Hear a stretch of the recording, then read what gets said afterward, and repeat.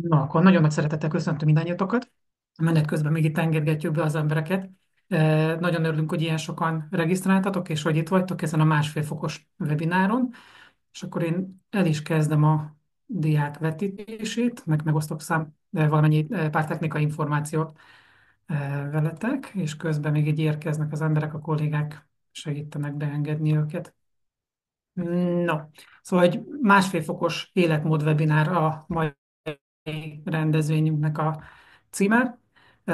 A videót, amit felveszünk, ezt majd természetesen meg fogjuk osztani mindenkivel, megnézhetitek.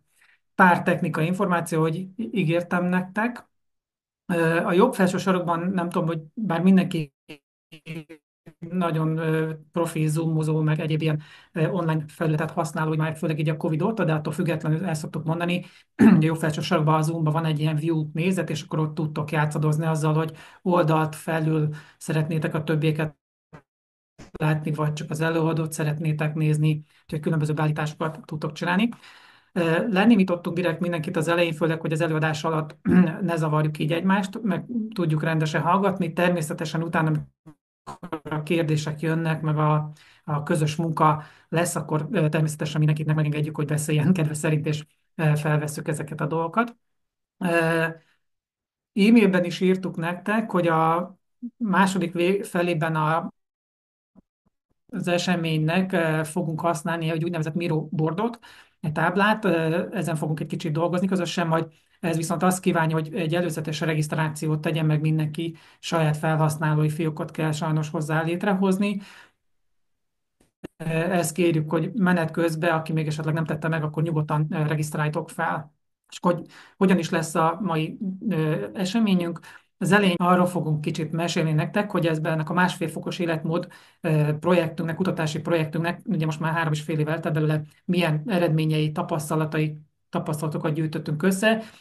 Kifejlesztettünk nagyon sok jó profi szuper gyakorlati eszközt, ezeket szeretnénk nektek bemutatni, és természetesen, amikor végeztünk, akkor megnyitjuk a teret, nyugodtan lehet kérdezni, hozzászólni különböző dolgokhoz, és ahogy említettem, hogy akkor utána közös munka is lesz, meg networkingelünk egy kicsit, és ezen a Miro boardon fogunk majd dolgozni, és ahogy említettem, ezt a videót meg fogjuk osztani, mindenkivel feltöltjük majd a Green Dependent YouTube csatornára is, nektek is külön elküldjük. Szóval üdvözlünk benneteket, és ugye, ahogy írtuk a meghívóban is, főként olyan embereket vártunk, és szerencsére lehetjük, és örülünk, hogy nagyon sokan ilyenek regisztráltatok, akik valamilyen szinten háztartásokkal, közösségekkel dolgoztak együtt így a mindennapi munkátok során, mert hogy olyan eszközöket, meg dolgokat szeretnénk, ismereteket főként megosztani veletek, amiket itt tovább tudtok adni, tovább tudtok vinni azoknak a személyeknek, magánszemélyeknek, háztartásoknak, kisközösségeknek, akikkel együtt dolgoztok ezzel a másfél fokos életmóddal kapcsolatban. Ugye a kutatásunknak az egyik legnagyobb, legfontosabb része az volt, hogy azt megtudjuk, hogy mik azok az életmódbeli váltási dolgok, amik közelebb tudnak minket vinni, illetve megkönnyítik számunkra azt, hogy másfél fokos életmódot tudjuk az életünket leélni, illetve nagyon, ahogy említettem, nagyon sok ilyen praktikus, gyakorlati dolgot fejlesztettünk, és ezeket szerettük volna veletek mindenféleképpen megosztani.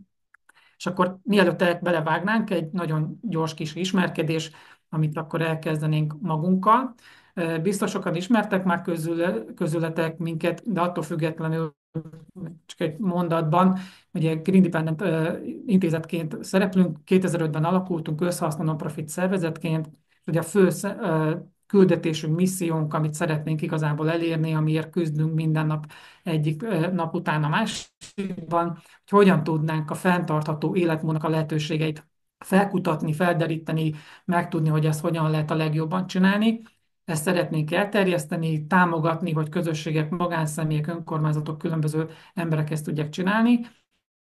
És ugye ami valamilyen szinten fontosnak tartjuk, hogy nem csak kutatással foglalkozunk, tehát természetesen nagyon sok nemzetközi kutatási projektben veszünk részt, hanem hogy praktikus, gyakorlati akcióprojekteket is csinálunk, hogy kipróbáljuk azt, amit kikutatunk, amit megtapasztaltunk. Csak itt három gyors kép, amit láthatók föntről lefelé jobb oldalt. Az egyik szintén egy másik kutatási projektünknek a hazai záró eseménye volt. Középen önkormányzati dolgozókkal éppen ötletelünk és csinálunk különböző terveket, amint látjátok. jobb oldalt alul pedig háztartásokkal dolgoztunk éppen a Nagycsalád Kislámnyom projekt kapcsán, jártuk az országot, kampányoltunk, és mindenféle jó dolgokat próbáltunk csinálni. És utolsó pontként, csak hogy lássátok, hogy a másfél fokos életmódot nem csak papoljuk, tehát nem csak vizet prédikálunk és bort iszunk, hanem mi magunk is próbáljuk ezt megtenni. Ezért csináltunk a projekt honlapon egy kis blog részt is, ezt nyugodtan majd nézzétek meg, amiben bemutatjuk, hogy mi, hogyan és miként próbáljuk ezt mind megcsinálni. És akkor az lenne a következő kérdés, hogy kik vagytok ti. Ide a chatben most megszakítom mindjárt a vetítést, de a chatbe berakok egy Slido linket, amiben az lenne a kérdés, hogy melyik ki hol lakik és hogyan tevékenykedik. És ugye a stop share-t azt megrakom, és a chatbe pedig beraktam egy linket, és hogyha erre rákattintotok, akkor megjelenik mindenkinek ez a Slido dolog, és akkor ide csak írjátok be, hogy hol laktok, vagy hogy hol tevékenykedtek, csak egy ilyen kis gyors. Na, így látszik az ország nyugati feléből, Zalaegerszegtől, Egyházas falutól kezdve az ország keleti végéig is van mindenki, meg északról délre is. Szuper, nagyon jó. Nagyon-nagyon örülünk nektek, hogy ilyen sok helyről jöttetek. Itt pedig akkor megosztok veletek egy olyan linket itt a Zoomon belül, amin azt kellene bejelölnötök, ha megtalálom a gombot, hogy hol van, hogy milyen szervezetnél dolgoztok. Ide több mindent is be lehet írni. Nagyon szépen köszönöm. Akkor én meg is osztom veletek, hogy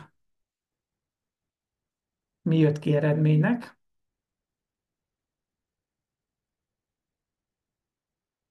Nagyon sokan non-profit szervezettől, meg oktatási intézményektől, közösségekkel dolgozók vagyunk, nagyon jó, szuper, és önkormányzatok is, influencerek is vannak, jaj, de jó. No, akkor visszatérek az előadáshoz. És akkor folytatnánk onnan, hogy maga a projektről egy diát csak, amit említettem, hogy ez egy 4 év hosszúságú EU-s kutatási projekt keretében csináltok ezt a dolgot, angol címe, hogy EU 1.5 degree lifestyle, tehát hogy a másfél fokos életmódot keressük, tehát itt kimondottan az életmódra és a viselkedés változásra, meg egyéb hasonló dolgokra fókuszálva. Az egyik fő célkitűzésünk az volt, hogy megtaláljuk, hogy mik azok a legnagyobb életmód változtatási lehetőségek, amik ugye a széndioxid kibocsátás, karbonlábnyomunkat elő tudja mozdítani, hogy minél jobban másfél fokos Párizsi Klímaegyezményben vállalt céloknak meg tudjunk felelni, illetve természetesen, hogy nem csak önmagunkra, egyénekre, háztartásokra összpontosítva, hanem társadalmilag, strukturálisan hogyan tudunk olyan környezetet kialakítani, amelyben ez mind lehetővé válik. Ezekről fogunk majd kicsit részletesebben beszélni. Mint látjátok, 7 partnerország vesz részt ebben a projektben, az egész EU-t igyekeztünk lefedni ezzel, és ezen belül a 7 országon belül is van 5 olyan úgynevezett esetország, ahol még részletesebb kutatásokat végeztünk, illetve ahol jobban odafókuszáltunk ezekre a dolgokra. És akkor én át is adom a vetítést Edinának, és akkor ő fogja innen folytatni. És közben köszönjük a kommenteket, hogy honnan jöttetek, még itt a chatben látom, akik esetleg nem tudták beírni.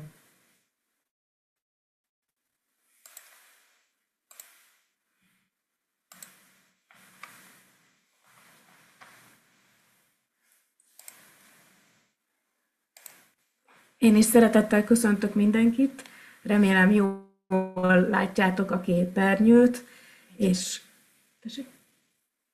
ja, Kristóf mondta, hogy kicsit késlekedik, úgy látszik, direkt az irodából tartjuk ezt a webinárt, mert itt sokkal jobb az internet, de úgy látszik, hogy nehezen megy.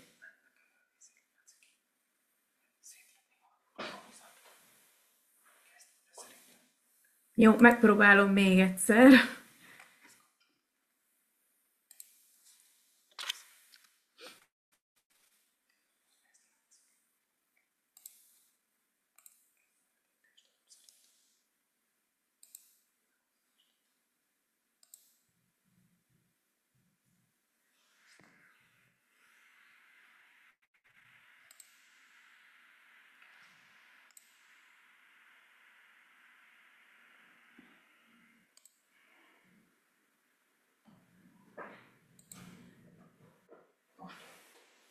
Na, most jó, elnézést. Szóval miért kell az életmódunkat megváltoztatni, és mi ez a párizsi cél? A párizsi megállapodásban 2015-ben azt vállalták az országok, hogy az iparosodás előtti állapothoz képest maximum 1,5 fokkal növekedjen a globális átlaghőmérséklet.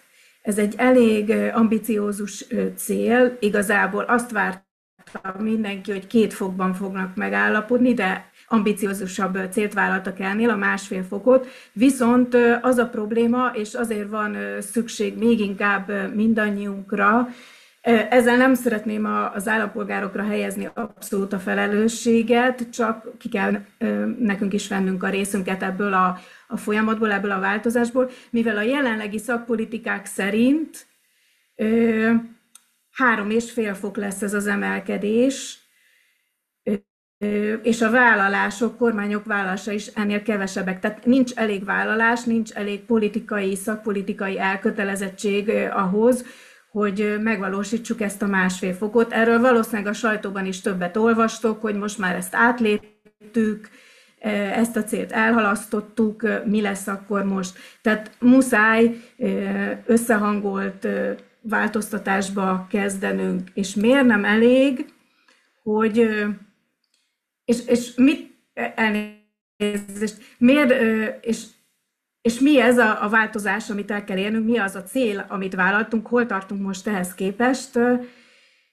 Látom, valahol többen is követik az előadást, örülünk neki, hogy nem csak egy ember.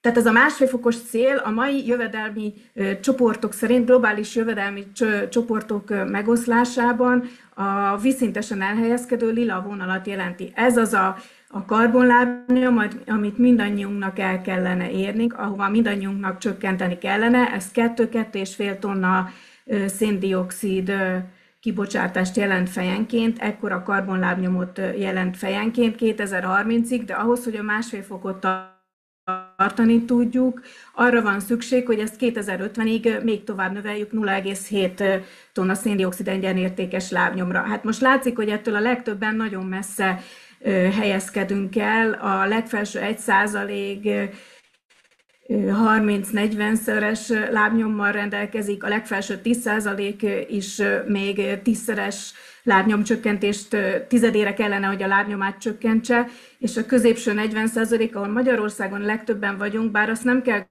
gondolnunk, hogy a többi részben nem vagyunk ott, többi jövedelmi csoportban nem vagyunk képviselve magyarként, itt is még nagy csökkentésre van szükség. Viszont fontos tényezőként globálisan a lakosság 50%-a ez alatt a lábnyom alatt van, és általában azért van ez alatt a lábnyom alatt, mert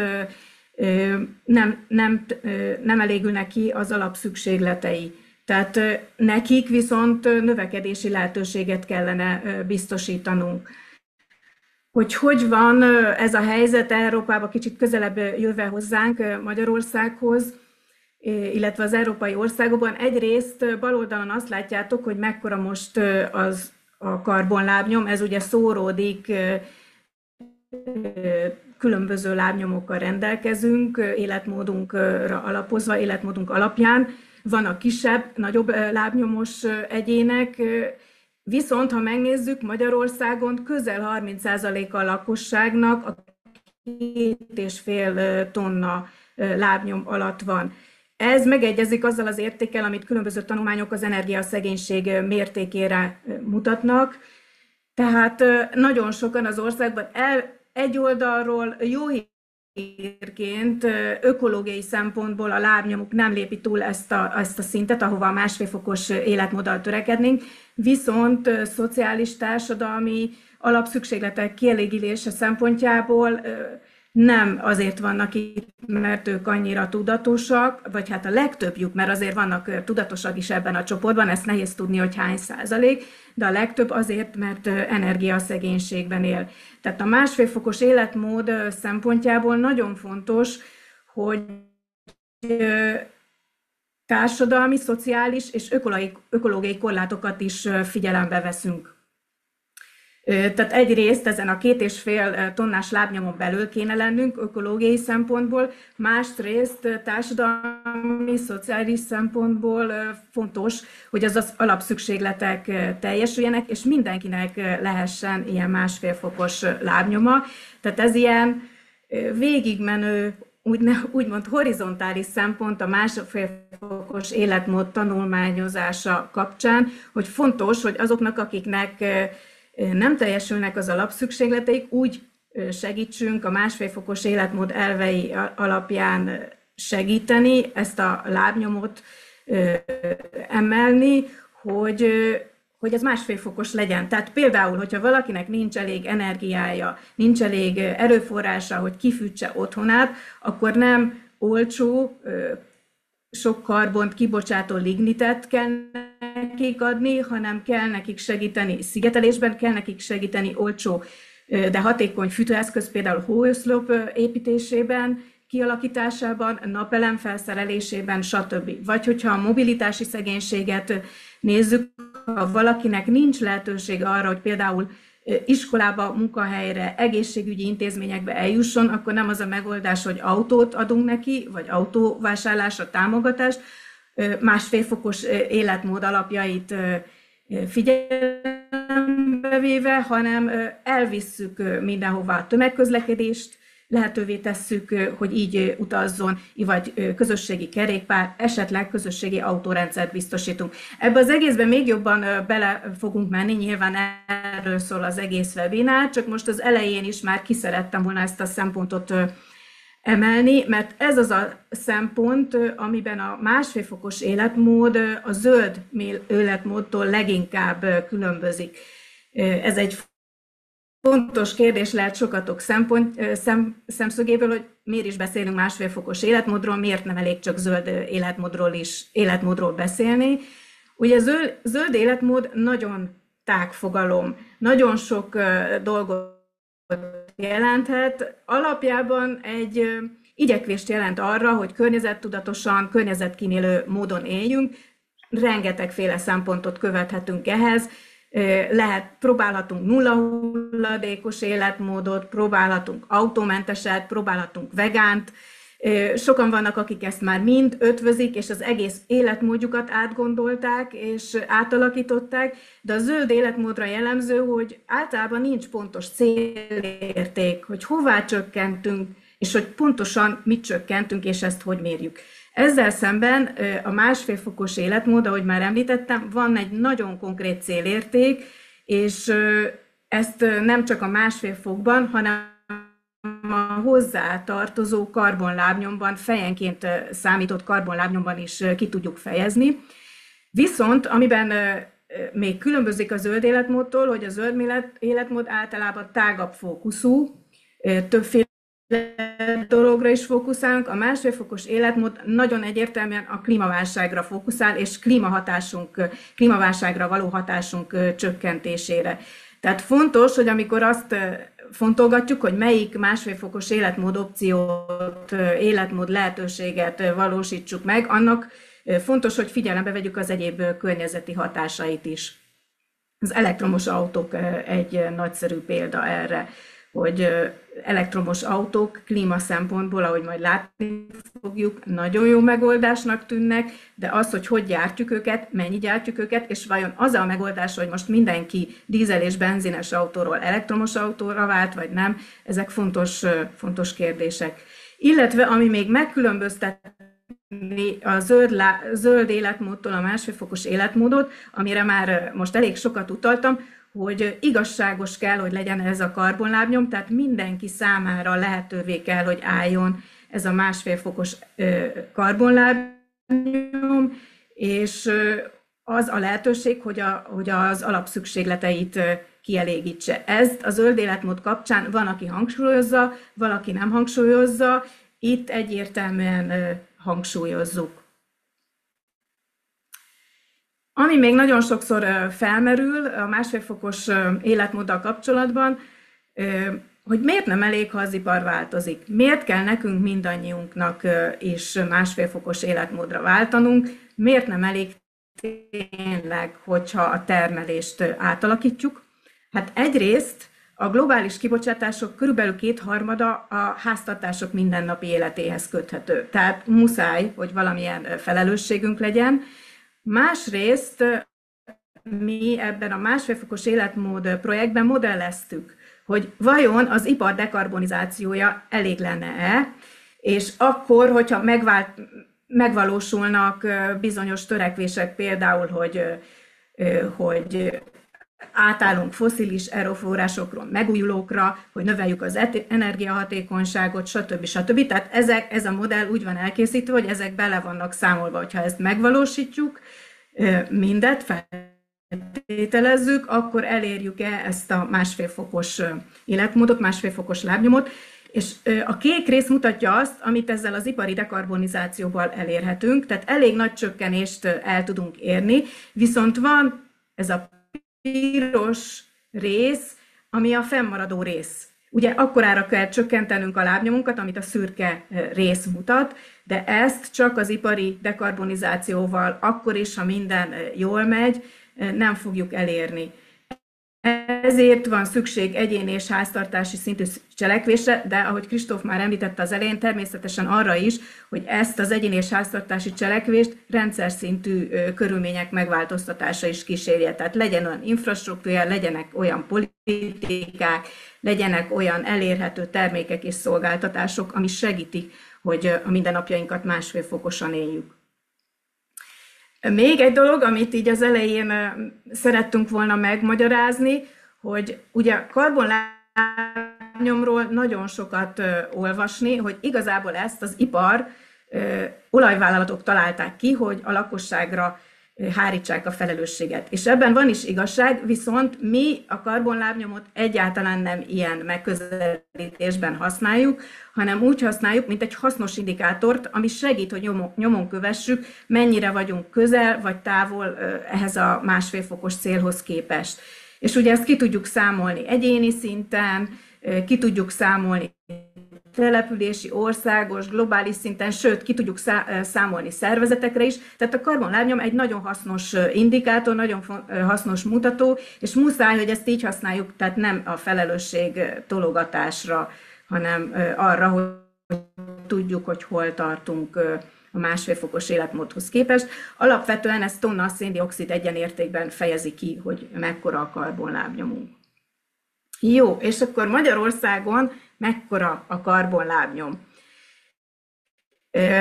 Hát többféle karbonlábnyom van, karbonlábnyom számítás is van. Van egy, ez a narancsárgás pirosas oszlop, ez azt mutatja, hogy az ország határain belül nézzük a karbonkibocsátásokat, és azt elosztjuk az ország lakosságával, akkor mennyi az egyfőre jutó lábnyom. Ez a termelés alapú vagy terület alapú karbonlábnyom, és ezt használják egyébként a nemzetközi klímatárgyalásokban, a kiotói folyamatban, vagy mi most épp Bakuban volt a legfrissebb tárgyalási körben. De ez alapvetően nem eléggé igazságos, hiszen mi nem csak azt fogyasztjuk el Magyarországon, amit Magyarországon termeltünk meg, illetve mi is adunk export kapcsán más országoknak itt megtermelt dolgokat. Tehát sokkal igazságosabb, és sok ország egyébként ezért küzd, hogy fogyasztás alapú karbonlábnyom számításra és elszámolásra térjünk át, és ez például tipikusan a gazdagabb országokban magasabb, mint a termelés vagy ország határokon belüli alapú karbonlábnyom. Ez Magyarországon 7,9, körülbelül 8 tonna szén-dioxid egyenérték per fő, és ebből számítjuk a háztartási karbonlábnyomot. Ez az, amit befolyásolni tudunk egyéni szinten, közvetlenül. Ez azért kisebb, mint a 8 tonna per fő, ez körülbelül 4,9 tonna szén-dioxid egyenérték per fő. Hopp. Ez azért van, azért kisebb, mert ugye a fenntartása, az életmód, az élet, a mindennapi tevékenység fenntartásához szükség van kórházakra, iskolákra, utakra, minisztériumokra, különböző központi szervezetekre, önkormányzatokra. akik ez a 3 tonna fennmaradó rész, ez ebből a tevékenységből, ebből a működésből fennmaradó rész. Természetesen erre is tudunk hatni, csak sokkal közvetettebben.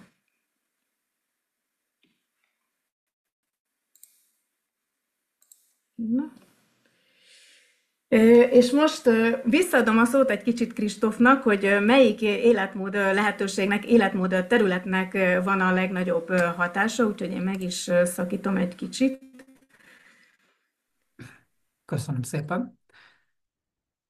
És kikapcsolva hagyom szerintem a kamerát, mert itt kicsit szagadozott a vonal, és akkor azt szeretném csinálni, hogy akkor megosztom a képernyőt veletek, hogy az előadást akkor ott folytassuk, ahol beszéltünk róla. Ö, Ugye beszéltünk sok mindenről, hogy milyen lehetőségek vannak, nagyon sok probléma, megoldási lehetőség felmerül itt a dolgok kapcsán. A kutatási projektben mi összegyűjtöttünk szakirodalom elemzés, nagyon sok szakértő interjút csináltunk meg az 5 esetországban is mindenféle egyéb területeken. Összegyűjtöttünk 500 darab ilyen életmód változási lehetőséget, amelyeknek különböző hatásaik vannak, aztán ezeket szépen gyűjtögettük, szűrtük, elemezgettük, és leszűkítettük 50-es listára, amit aztán leginkább tudunk majd esetleg használni és alkalmazni. És akkor az lenne a kérdés, hogy 4+1 területen gyűjtöttük őket, 4+1 csoportba csoportosítottuk őket, ugye lakhatás, táplálkozás, mobilitás, szabadidő, illetve az egyéb ilyen fennmaradó különböző tevékenységekkel kapcsolatban. És akkor az lenne a kérdés, itt beindítok megint egy ilyen Zoom polt, hogy szerintetek ebből a 4, illetve 5 kategóriából melyik az, ahol magyarországi viszonylatban egy magyar átlagpolgár, tehát most kihangsúlyozom, nem mindenki saját magára gondoljon egyénileg, hanem úgy a 9,5 millió magyar átlagában mely területen lehet a legnagyobb lehetőségeket elérni, és akkor én el is indítom ezt a polt, gondolom megjelent, itt látszik, és akkor lehet szavazni, hogy lakhatás, táplálkozás, mobilitás, vagy inkább a szabadidő, vagy az egyéb kategória. Kicsit lejjebb gorgattok, akkor az egyéb is meg kell, hogy jelenjen. És akkor várom itt a szavazatokat tőletek, de már jönnek szépen. Én akkor ezt most megállítom, és akkor megosztom a képernyőt. Nem tudom, hogy ezt most látjátok el. Remélem, igen. Hogy itt látszik, hogy a szavazataitok alapján többnyire legtöbben arra szavaztatok, hogy a lakhatás területén lehet a legnagyobb módos változást elérni, illetve itt vannak a legnagyobb hatású változási lehetőségek, aztán a mobilitás meg a táplálkozás közel azonos, szabadidő és az egyéb területeken van ez. Na, akkor lássuk, hogy mire jutottunk itt a kutatási projekt kapcsán. Ez az eredmény, tehát megint hangsúlyozom, ez a magyar átlag, tehát a 9,6 millió magyar átlagát figyelembe véve látszik, hogy a legnagyobb megtakarítási lehetőségek ugye bal oldalt vannak, és ugye, hogy haladunk jobbra, hogy egyre csökken. Azok is nagyon fontosak, tehát mi azt mondjuk, hogy mindennel kell foglalkozni, de ezek a legnagyobbak. És még mielőtt tovább mennék a következő diára, egy promóként azért el szeretném mondani, hogy ezt a kiadványt először Edina, meg én, meg itt a kollégák, Green Independentes kollégák segítségével angolul megírtuk, és utána ezt fordították a kollégák svéd, spanyol, lett, illetve német nyelvre, illetve természetesen ugye a saját nemzeti adatokkal kiegészítve, meg hozzátéve, illetve készülőben van egy angol nyelvű kiadvány is, amelynek az utolsó simításai történnek már csak ilyen kutatási szempontból, és hogyha megjelenik, ugye az pedig összehasonlítja, illetve az 5 eset országnak az adatait elemezve nézi meg, hogy európai szinten ezek hogyan alakulnak. Akkor nézzük meg, ugye, hogy akkor kicsit részletesebben, hogy ez az 5 megtakarítási lehetőség, potenciál, ez hogyan alakul itt a különböző területeken. Tehát amit látjátok, Magyarországon az 5 legnagyobb megtakarítási potenciál, legnagyobb potenciál, hogy a biomassa kazánnal kezdjük el működtetni a fűtésrendszert, tehát a fosszilis erőforrásokról, gázról, szénről, egyebekről, általában olajról elkezdünk biomasszával. Természetesen itt mindig ki lehet egészíteni, és ki is kell egészíteni különböző alinformációkkal, hogy ez akkor működik jól, hogyha áttérünk magyarországi és EU-s meg világszinten fenntartható erdőgazdálkodásra és egyéb ilyen dolgokra, tehát nem csak így ész nélkül állunk neki biomassa kazána fűteni, de ez az egyik lehetőség, amivel lehet. Második lehetőség, ami most is sorba megyek így a csökkenési potenciált figyelembe véve, hogy a autózás helyett sétálunk vagy biciklizünk, tehát ez a mindennapi autózás használatot kellene lecsökkentenünk. Harmadik szintén ugyanez kapcsolódik, hogy a saját autónk helyett kezdjünk el minél többet tömegközlekedni, és próbáljunk el felé tendálni, tehát itt a mobilitás van.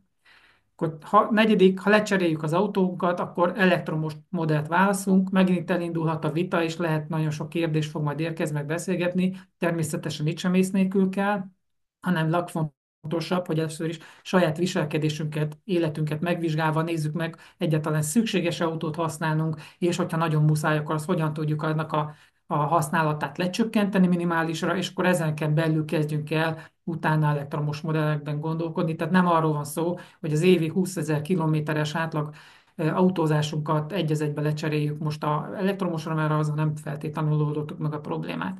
És az ötödik legnagyobb megtakarítási lehetőség, hogyha hőszivattyúra cseréljük le a fűtés, meglévő fűtésrendszerünket itt is természetesen megnézve a különböző lehetőséget, és akkor a leghatékonyabb megint ez, és legkevesebb széndioxid kibocsátással jár, hogyha az áramot, ugye a hőszivattyúhoz és az egyéb fűtési rendszer működtetéséhez szükséges áramot megújuló erőforrásból szerezzük be, tehát nem fosszilis és egyéb erőforrásokból szerezzük be egyébként az áramot. Itt meg megint ugye struktúra és egyéb változásokra is szükség van, illetve egyénileg ugye napelemeket tudunk feltenni. Tehát amit látjátok, mint kimondottan, nagyon arra próbáltunk összpontosítani, és azt megfigyelni, illetve megvizsgálni, hogy különböző lehetőségek vannak, visszaugrok ugye a diára, tehát nem az, hogy mindenkinek ezekkel kell elkezdeni, hanem az a fontos, hogy mindenkinek lehetősége van különböző területeken csinálni dolgokat, mindenkinek a 4 alapterületen mobilitás, táplálkozás,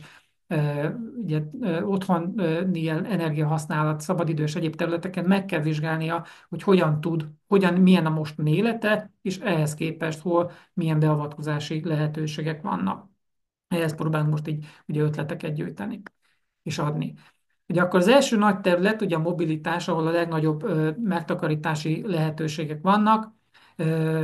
Ebbe az ábrába gyűjtöttük össze. Ugye a jobb szélén szürkével azokat látjátok, amik 2% alatti potenciállal rendelkeznek országos szinten. Tehát megint van, akinél lehet, hogy az a szürkével jelöltek egyébként a legnagyobbak, és a bal oldalon levők egyáltalán nem relevánsak, mert mondjuk nincs is autója. Tehát innentől fogva mindenkinek ugye saját karbonlábnyomot érdemes kiszámolni, megnézni, hogy kinek milyen kibocsátásai vannak, és akkor ezekkel kapcsán módosítani. És megint ugye az autómentes életmódot nem csak egyféleképpen kell elképzelni, ugye nagyon sokan ti is dolgoztok háztartásokkal, lakásokkal, családokkal, egyénekkel, illetve önkormányzatokkal is, és nagyon fontos, hogy mindig azt tőlünk legalábbis képzéseken azt kérdezik és kérik, hogy na akkor adjunk egy ilyen 10 pontos, 10 parancsolatot, hogy akkor miket kell megcsinálni most, milyen menüt adunk nekik, akár egy étlap formájában, hogy hogyan tudják zöldebbé, fenntarthatóbbá, 1,5 fokosabbá, kislábnyomossá tenni az életüket, és mindig azt vagyunk kénytelenek mondani, hogy nem tudjuk. Mi nem tudunk ilyen listát adni, hanem egy választási lehetőséget tudunk nektek biztosítani, megmutatjuk, hogy miket lehet csinálni. Tehát az autómentes életmódot is nem egyféleképpen kell csinálni, mindenki most engedje el az autót, hanem például lehet autó nélkül csinálni, ahogy láttátok, hogy kerékpározásra, gyaloglásra fogunk áttérni, vagy tömegközlekedést kezdünk el egyre többet használni, és szép lassan elengedjük az autót, illetve az is egy nagyon fontos lehetőség lehet, hogy közelebb költözünk a munkahelyünkhöz, az iskolákhoz, különböző helyekhez, vagy megváltoztatjuk a munkahelyünket, iskolákat, annak függvényében, hogyha mi nem tudunk esetleg költözni, hogy ne kelljen napi szinten 30-40-50, akár vagy 100 kilométereket ingáznunk munkába, iskolába. És hogyha végképp mondjuk, hogyha nem tudjuk eladni az autót, mert mindenféleképpen szükségünk van rá, olyan helyen lakunk, ahol mindenféleképpen kell használnunk, akkor pedig kezdjünk el azokban az alternatívákban gondolkodni, hogy amit említettük már korábban, vagy elektromos autóra váltunk, vagy a meglévő nagyobb méretű motorral rendelkező autónkat egy kisebbre cseréljük le, ami kevesebbet fogyaszt, kisebb károsanyag kibocsátása van. Vagy hogyha van autónk, akkor próbáljunk meg telekocsi rendszereket működtetni, Oscarhoz lehet csatlakozni, egyéb különböző dolgokhoz együtt vigyük el a gyerekeket közösen iskolába a környéken levőktől, és ne mindenki közösen külön autóval járjon a gyerekekkel, vagy munkába közösen tudjunk járni. Vagy esetleg, hogyha már olyan fejlett a környék, vagy a baráti körünk, akkor akár autómegosztó rendszereket is lehet kialakítanunk, vagy csatlakoznunk meglévő autómegosztó rendszerekhez, vagy mi magunk létrehozunk egyet. 20 család egy településen vagy környezetben összeáll, közösen birtokolnak 4-5 autót különböző méretekben, akkor nem kell, hogy mind a 20-nak legyen minimum 20 darab vagy 40 darab autója, hanem meg mondjuk ezt az 4-5-öt beosztva is lehet használni. Akkor a lakhatás ugye a másik legnagyobb terület, ahol a magyarországi viszonylatban megint hangsúlyozom, mert ez a zábra teljesen másképp néz ki a spanyoloknak, meg a letteknek, meg a svédeknek, meg a németeknek, de ez a magyar realitást, a magyar valóságot ábrázolja. Tehát Magyarországon itt ugye a biomassa és a kazán és a hőszivattyúval kapcsolatos dolgok voltak a legnagyobbak, de egy kis ötletadás, ugye mivel tudunk a legnagyobbat megtakarítani. Kérdés, hogy mivel fűtünk, ahogy említettem, hogy vagy biomassa kazánokra átállni, vagy hőszivattyúra átállni, de valamilyen szinten próbálj meg a fosszilis erőforrásokról leválni valamilyen szinten. Tehát szintén nagy megtakarítási potenciál, amit nem feltétlenül a legkellemesebb vagy a legelfogadottabb így különböző területeken, illetve az emberek között, hogy próbáljuk meg a lakásméretünket megváltoztatni. Tehát nézzük meg, hogy tényleg szükségünk van-e annyi négyzetméterre, amelyen nem most éppen lakunk, vagy költözünk kisebbe, vagy próbáljuk meg a meglévő felesleges négyzetmétereket valamilyen más módon hasznosítani, közösségi tereket kialakítani, albérletbe kiadni, vagy egyéb dolgokat megcsinálni. Illetve a harmadik nagy csoport, illetve csokor, hogy hogyan tudunk energiahatékonyan, energiamegtakarítással csinálni dolgokat, vagy milyen megújulókat tudunk beszerelni. Itt is látszik, hogy a leges-legelső, amit ide most beraktam bal oldalt az ábrának, az meg egy kimondottan nem beruházásos, hanem viselkedésváltozás, szokások megváltoztatására összpontosít a dolog, hogy lejjebb vegyük a hőmérsékletet legalább 1 vagy 2 fokkal, és akkor ezzel is már meg tudunk takarítani elég sokat, illetve ugye a szigetelés, napelem beszerzése, megújuló erőforrásokból beszerezni esetleg erőforrásokat, illetve a legutolsó, hogy ugye, hogy napkollektort esetleg ugye melegvíz készítésre felrakunk. És akkor a következő diára én megint vissza fogom adni Edinának a szót, hogy akkor ő folytatja. Áttérünk az élelmiszerfogyasztásra, és lehet látni az előző két ábrához képest itt kisebb hatásúak az életmódváltási lehetőségek, de ugyanolyan fontosak.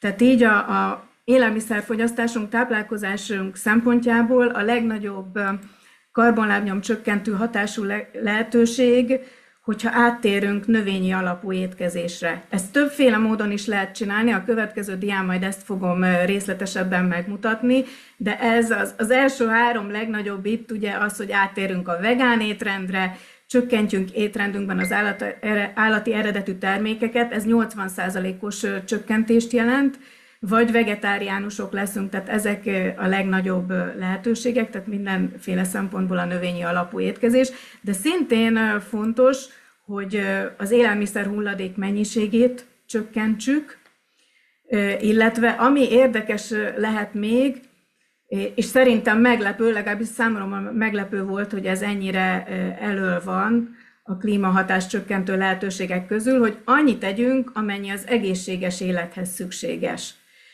Tehát ez egyértelműen életmódváltásra és nem beruházásra vonatkozó változtatási lehetőség, és egyértelműen segíti az egészséges életmódot is. Tehát itt az élelmiszerfogyasztás kapcsán nagyon erős kapcsolat van arra, hogyha váltunk, hogyha klímabarátabbak leszünk, akkor nagyon nagy eséllyel egészségesebbek is leszünk. És most egy kicsit több szót arról, hogy milyen különböző módjai vannak arra, hogy kicsit elszakadjunk az állati eredetű termékektől, kicsit a növényi alapú táplálkozás felé mozduljunk el. Ez Magyarországon nagyon nehéz téma, ezt később mutatjuk majd, hogy az opciók, különböző életmód lehetőségek elfogadottsága kapcsán ez nem egy elfogadott opció, egyébként egész Európában nem az. Tehát itt fontos hangsúlyozni azt, hogy ez nem azt jelenti, hogy mindenki akkor vegán kell, hogy legyen. Természetesen annak van a legnagyobb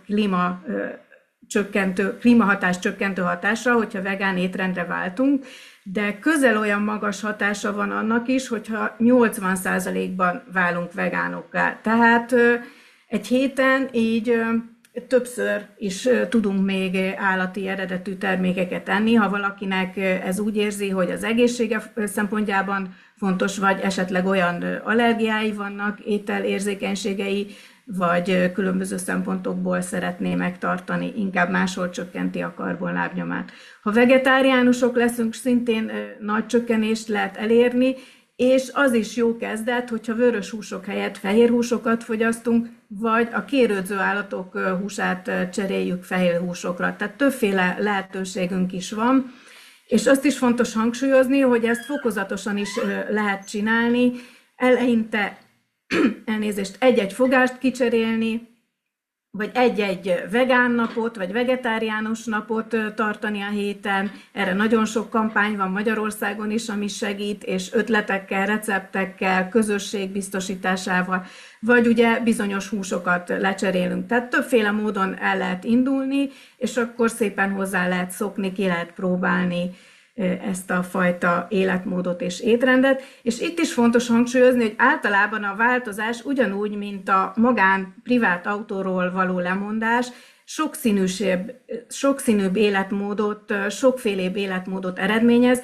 hiszen felfedezünk új ételeket, új beszerzési forrásokat, valaki pont ezek hatására csatlakozik helyi élelmiszerközösséghez, doboz vagy kosárrendszerhez, kezd el kijárni a piacra, mert ugye ha növényi alapon étkezünk, akkor sokkal több zöldséget, gyümölcsöt kell vásárolnunk. Tehát sokszínűbb élet lesz ennek a váltásnak is az eredménye. Természetesen a táplálkozás, élelmiszerfogyasztás terén is vannak egyéb lehetőségeink is.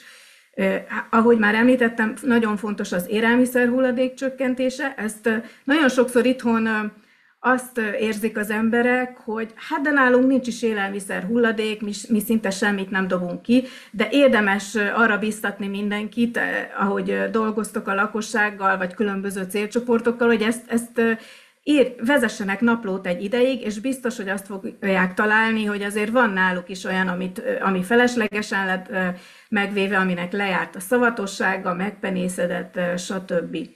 Illetve itt az élelmiszer hulladék csökkentés kapcsán is érdemes közösségi megosztási dolgokra is gondolni. Például, hogyha sokat főzünk, vagy véletlenül sokat vásároltunk, vagy betegség miatt nem tudjuk megenni, akkor gondoljunk arra, hogy ezt megosztjuk olyanokkal, akiknek nincs elég. Egyre több helyen van már Magyarországon is élelmiszer megosztó szekrény, polc, lehetőség, vagy akár civil szervezet, aki segít ebben. Ilyen például az élelmiszerbank, vagy Bike Mafia, ha rendezvényeket szerveztek, nagyon sokszor vállalják azt is, hogy eljönnek a még használható maradékokért. Illetve kiterjeszthetjük még hatásunkat, ha már eleve olyan élelmiszert vásárolunk, ami majdnem hulladék lett, tehát megmentjük, például a különböző applikációk használatával. Egyre több élelmiszerbolt csatlakozik, és étterem is csatlakozik ehhez a kezdeményezéshez. Tehát gondoljunk itt már a kiterjesztett hatásunkra is. A másik, ami ugye említettem, hogy érdekes és fontos egészségmegőrzés szempontjából is, hogy csak annyit tegyünk, amennyi az egészséges élethez szükséges. Ez most így az ünnepek előtt különösen érdekes, meg fontos tanács lehet. Illetve fontos hatása van annak is, különösen annak az életében, aki rengeteg palackozott vizet és egyéb palackozott üdítőt, innivalót iszik, hogy ezeket csapvízre cserélje, természetesen, ha van megfelelő minőségű csapvíz a környezetében, illetve azért fontos az is, hogy bio és szezonális élelmiszereket válasszunk, tehát ahogy így áttérünk a növényi alapú étkezésre, egészségesebb is lesz, és a helyi gazdaságokat is jobban támogatjuk, hogyha szezonális és vegyszermentes élelmiszereket választunk. Itt nagyon nagy mértékben tudunk közösségi megoldásokra, közösségi rendszerekre, doboz, kosárközösségekre is támaszkodni. Illetve a helyi közösségek szerepe amiatt is nagyon fontos, hogy segítenek minket a változásban, mert azért nem biztos, hogy minden egyből könnyen fog menni. Aztán áttérek itt a szabadidő területére, hogy ott mi a legnagyobb csökkentési lehetőség, és nem meglepő módon itt is az autómentes választás a legnagyobb klímacsökkentő hatású, hogyha autómentes szabadidős tevékenységeket választunk. Tehát nem autóval megyünk mindenhová, hanem megpróbálunk biciklizni, tömegközlekedni, vagy magunkhoz közelebb lévő szabadidős tevékenységet, nyaralási célt választani. Az is fontos itt, elnézést, hogy a nyaralások alatt is kevesebbet autózunk. Tehát ha már ott vagyunk valahol, ott se elsősorban autós elfoglaltságokat keresünk, vagy úgy válasszunk nyaralóhelyet, hogy onnan gyalog, biciklivel el lehessen érni a különböző dolgokat, amiket ki szeretnénk próbálni. Azért fontos itt a kevesebb ruha és cipő vásárlása is, főleg olyanok életében, akik ezt gyakrabban csinálják és űzik, illetve, ami meglepő lehet, a kisebb házi kedvenc választása. Ez természetesen úgy értendő, hogyha új, a mostani házi kedvencünk már nem él, és újat választunk, akkor kisebbet választani érdemes, és a házi kedvencnek környezetbarátabb eledelt adni. Fontos, hogy a házi kedvencnek, kutyának, macskának alapvetően nem, ha átlagosan nézzük ezen az előző ábrán, akkor itt az egyik legkisebb klímahatású tevékenység, életmódváltás, viszont ha valakinek több nagytestű állata van, vagy akár több nagytestű állata, akkor ez a lábnyomának elég nagy részét kiteheti. Tehát érdemes erre is odafigyelni. És akkor vannak még nehezebben számszerűsíthető életmód lehetőségek is, életmódváltó lehetőségek is. Nem meglepő módon több ezek közül a pénzügyeink kezeléséhez kapcsolódik. Például olyasmi ez, hogyha van megtakarításunk, akkor nézzük meg, hogy azt hová tesszük, hol tartjuk, illetve mit támogatunk vele, hogyha mi úgy gondoljuk, hogy nekünk nincs rá szükségünk, akkor azt fordíthatjuk zöld és társadalmi célok támogatására. Vagy hogyha van felesleges jövedelmünk, amit nem alapszükségleteink kielégítésére fordítunk, azt ne újabb tárgyakra, újabb négyzetméterekre, újabb megtett kilométerekre fordítsuk, hanem egyéb karbonlábnyomunkat nem növelő aktivitásokra.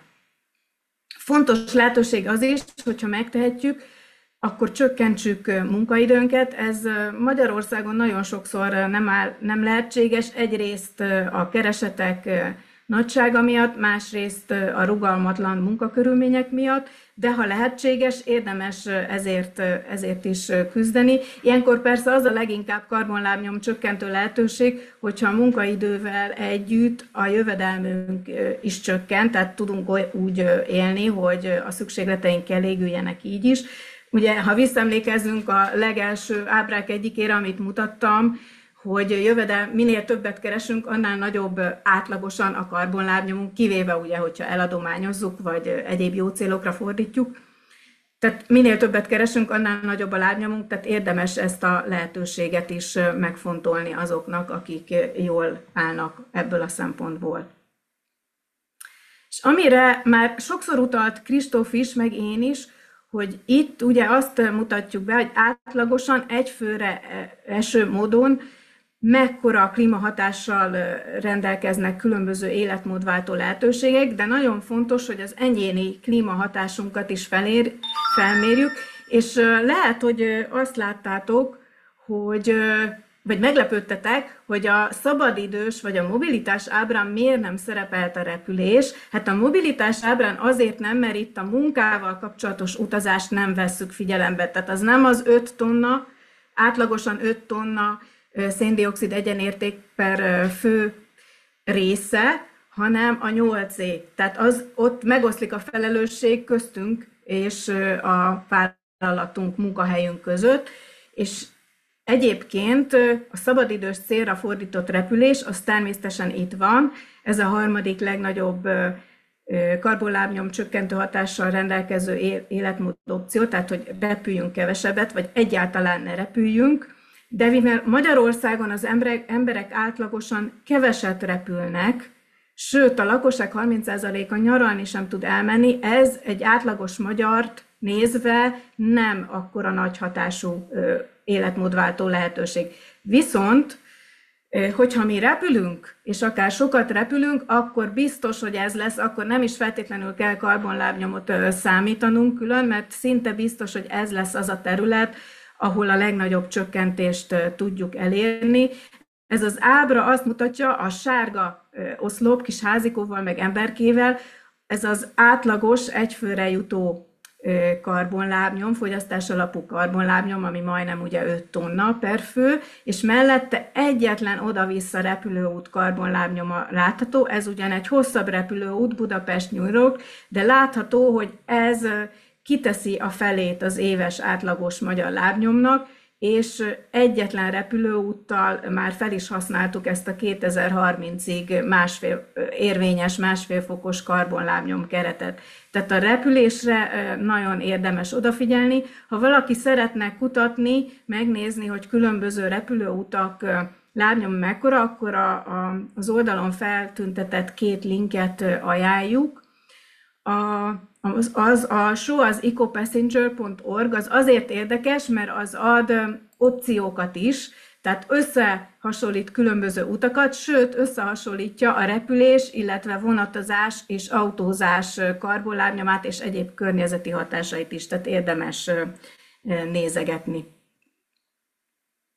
Jó, és Kristóf már említette, hogy egy kiadványt is készítettünk mindenről, ami szabadon, ingyenesen elérhető, sőt, ha valaki szeretne nyomtatottat kérni, akkor írjon nekünk nyugodtan, mert adunk szívesen, tudjuk, hogy bizonyos környezetekben fontos a nyomtatott változat, vagy akik kis kézikönyvként szeretné használni. És ebben a kiadványban egyébként beletettünk egy fejezetet, ami egy kérdéssort tartalmaz, ami segít eldönteni az embereknek különösebb számítgatás nélkül, hogy kisebb vagy nagyobb várhatóan a karbonlábnyomuk, különböző életmód lehetőségek, életmód opciók kapcsán, például, hogy mekkora az egyfőre eső lakóterület otthon, energiahatékony-e az otthon, hogyan fűtenek otthon. Ez minden területre a legfontosabb, a legnagyobb karbonlábnyom hatású kérdéseket, életmód változatokat gyűjtöttük össze, tehát itt lehet kutakodni, sőt átlagos egyfőre jutó fogyasztási adatokkal is kiegészítettük, hogy mindenki egy kicsit jobban lássa, hogy akkor most neki sok vagy kevés élelmiszer hulladéka keletkezik, kicsi vagy nagy az otthona, vagy nem. Illetve, ami még van érdekes eszköz a projektben, kifejlesztettünk egy játékot, ez a kislábnyomos klímakirakó, amivel ezt a fönti kép mutatja, az ember ki kell számolni előtte a karbonlábnyomot, vagy mi tudunk, vagy lehet használni az átlagos magyar karbonlábnyomot hozzá, és akkor különböző darabokból ki lehet rakni, hogy mivel csökkenti az ember, bárki ezt a 2030-as célra, sőt van benne egy kis kocka, amivel a 2050-es célt is célba veheti. Ezt egyelőre sajnos nem tudjuk árulni, reméljük, hogy majd fogjuk tudni, és multiplikátorképzéseket is tudunk majd tartani. Egyelőre, ha valaki szeretné kipróbálni különböző közösségben, oktatásban, cégeknél, önkormányzatoknál, akár stratégiaalkotásra is jó lehet, mert avatárjaink is vannak, tehát hogyha valaki csak elméletben szeretné próbálni, és tényleg helyi stratégiaalkotásra használni, arra is van lehetőség. Elég nagy az érdeklődés rá, már sok helyen, közösségekben, oktatásban, tényleg mind a 4 féle helyen alkalmaztuk már. Másik kép mutatja egy kicsit, hogy ez hogy néz ki a gyakorlatban. És hamarosan lesz egyébként egy karbonkalkulátorunk is online, reméljük, hogy január, legkésőbb februárban, úgyhogy mindenki ki tudja majd számolni pontosan a karbonlábnyomát is. Jó, nagyon fontosnak érezzük kiemelni, hogy a másfél fokos életmód nem csak egy ilyen nagyon klímára fókuszáló dolog, klímahatás csökkentő dolog, hanem Egyébként a másfél fokos életmód megvalósításának nagyon sok pozitív hatása van. Sokan azzal azonosítják a zöld életmódot is már, a másfél fokos életmódot meg aztán abszolút, hogy ez önsanyargatást, egy csomó mindenről való lemondást jelent, hiszen arra kérjünk itt embereket, hogy ne autózzanak, hogy kevesebb húst tegyenek, hogy kisebb lakásba költözzenek, ami mind ugye azzal azonosított ma, hogy ez a jó élet. Az a jó élet, ha nagyházban lakunk, ha autónk van, sőt a család több tagjának autója van, és sok húst teszünk. Ez a teljesen általános nézet, mondjuk itt sokan biztos már nem így gondolkodtok, és másfajta jó életet képzeltek el, de igazából a másfél fokos életmód megvalósításának rengeteg pozitív hatása van. Ezt mi vizsgáltuk a projektben, az 5 országban, köztünk Magyarországon úgynevezett visszacsapható bumeráng műhelyeket tartottunk, ahová olyan embereket hívtunk meg, akik az életmód minimum egy területén már másfél fokosan élnek, tehát vegán vagy vegetáriánus életmódot folytatnak, vagy autómentesen élnek, vagy nem repülnek, vagy kisebb otthonba költöztek valamilyen ok miatt, vagy ezeknek kombinációját élik meg, és nem csak 1-2 hónapja, hanem már lehetőség szerint több éve. És velük beszélgettünk, hogy összegyűjtsük az életmódváltásnak a pozitív és negatív tapasztalatait. Hát én most itt a pozitívakra fogok fókuszálni, az egyébként sokkal több van, de megosztom majd tanulmányokat, ahol utána nézhetnek a negatívaknak is. A negatívak között eléggé vezető helyet foglal az el, hogy társadalmi szempontból nehezebben találnak közösséget, mindig különcnek érzik magukat, extra befektetést kell tenniük, például amikor a gyereknek iskolába, tehát nem fizethetik be őket a közös étkezősre, a menzára, hanem külön ételt kell nekik készíteni, vagy hogyha házi buliba mennek a gyerekek, akkor külön ételt kell nekik adni, vagy ha ők maguk mennek házi buliba. Tehát ez ilyen nagyon kiemelten szerepelt. A kisebb lakásba költözésnek is vannak negatív hatásai, főleg, hogyha kényszerből történik, azért Magyarországon ez elég sokszor megjelenik, például mert nem tudja valaki fizetni a hitelt, de mindenki rengeteg egyéb pozitív dolgot ennek ellenére felsorolt nekünk. Most itt abszolút a teljesség igénye nélkül felvillantottam pár egyéni, részben társadalmi pozitív hatást. Hát nagyon kiemelten jelentkezik több életmódváltásnál is, hogy javult az egészség, jobb lett az egészség, megszűnt valamilyen egészségügyi probléma, lefogytak az emberek, edzettebb lettek, energiadúsabbak lettek, például amikor letették a saját autót, vagy nagy részt, az utazások egy részére letették a saját autót, vagy hogyha vegetáriánus, vegán, vagy akár csak vöröshúsmentes étkezésre váltottak. Akkor az energia kapcsán szigetelés, nyílászárócsere, jobban szabályzott hőmérséklet kapcsán javult abszolút mértékben a beltéri hőkomfortjuk. Tehát sokkal jobban érezték magukat a lakásban, sőt bizonyos helyeken a gyerekek éjszakai sírása is megszűnt, mert túl volt fűtve a lakás. Tehát ilyen dolgokra is érdemes gondolni, ez is a másfél fokos életmódváltás része. Javult a jólét egyéb szempontból is, hát egyrészt az egészség, illetve amire utaltam már, hogy változatosabb lett a napi rutin. És ez az elején nehéznek tűnhet, hogy át kell gondolnom nagyon, hogy mit viszek magammal, mert nem autózok, hanem biciklizek, tömegközlekedek, de ez mégis a hosszú távon jobb, magasabb jóléthez vezetett náluk. Aztán sokan kiemelték a tanulást, főként az étkezés csoportban, hogy ők mennyi minden hasznos dolgot tanultak az egészségükről, a táplálkozásban, a különböző élelmiszerek szerepéről. Aztán sokan értek el pénzügyi megtakarítást, hát például az alacsonyabb energiahasználat, kevesebb autózás kapcsán egyértelműen, és a húsmentesen étkezők meglepődtek, mert ugye ez megint egy általánosan elfogadott hit vagy vélekedés, hogy a húsmentes étkezés drágább, mert sokféle extra dolgot meg kell venni, nehezebb megvenni, ezek drágábbak, stb. De mindenki a húsmentesen étkező csoportban egyértelműen azt mondta, hogy a húsmentes étkezés nem volt drágább nekik, Sőt, meglepődtek, hogy őket az infláció ugye az elmúlt években kevésbé érintette, mert ezek azok az élelmiszerek az ő tapasztalatok alapján kevésbé drágultak. Aztán társadalmi hatás még, helyi hatások, hogy alacsonyabb lesz a légszennyezés, ha kevesebbet autózunk, kevesebb lesz a dugó, közösség is épül a különböző megosztó rendszerek kapcsán, például az automegosztás, pedibusz és bicibusz rendszerek kapcsán, a közösségi energia projektek kapcsán, akár megtakarításról szóló közösségi energiaprojektek kapcsán, az élelmiszerek kapcsán. Tehát rengeteg pozitív társadalmi hatás van, amiről nem beszélünk eleget. A lemondás mellett erre is fontos hangsúlyt kell tenni.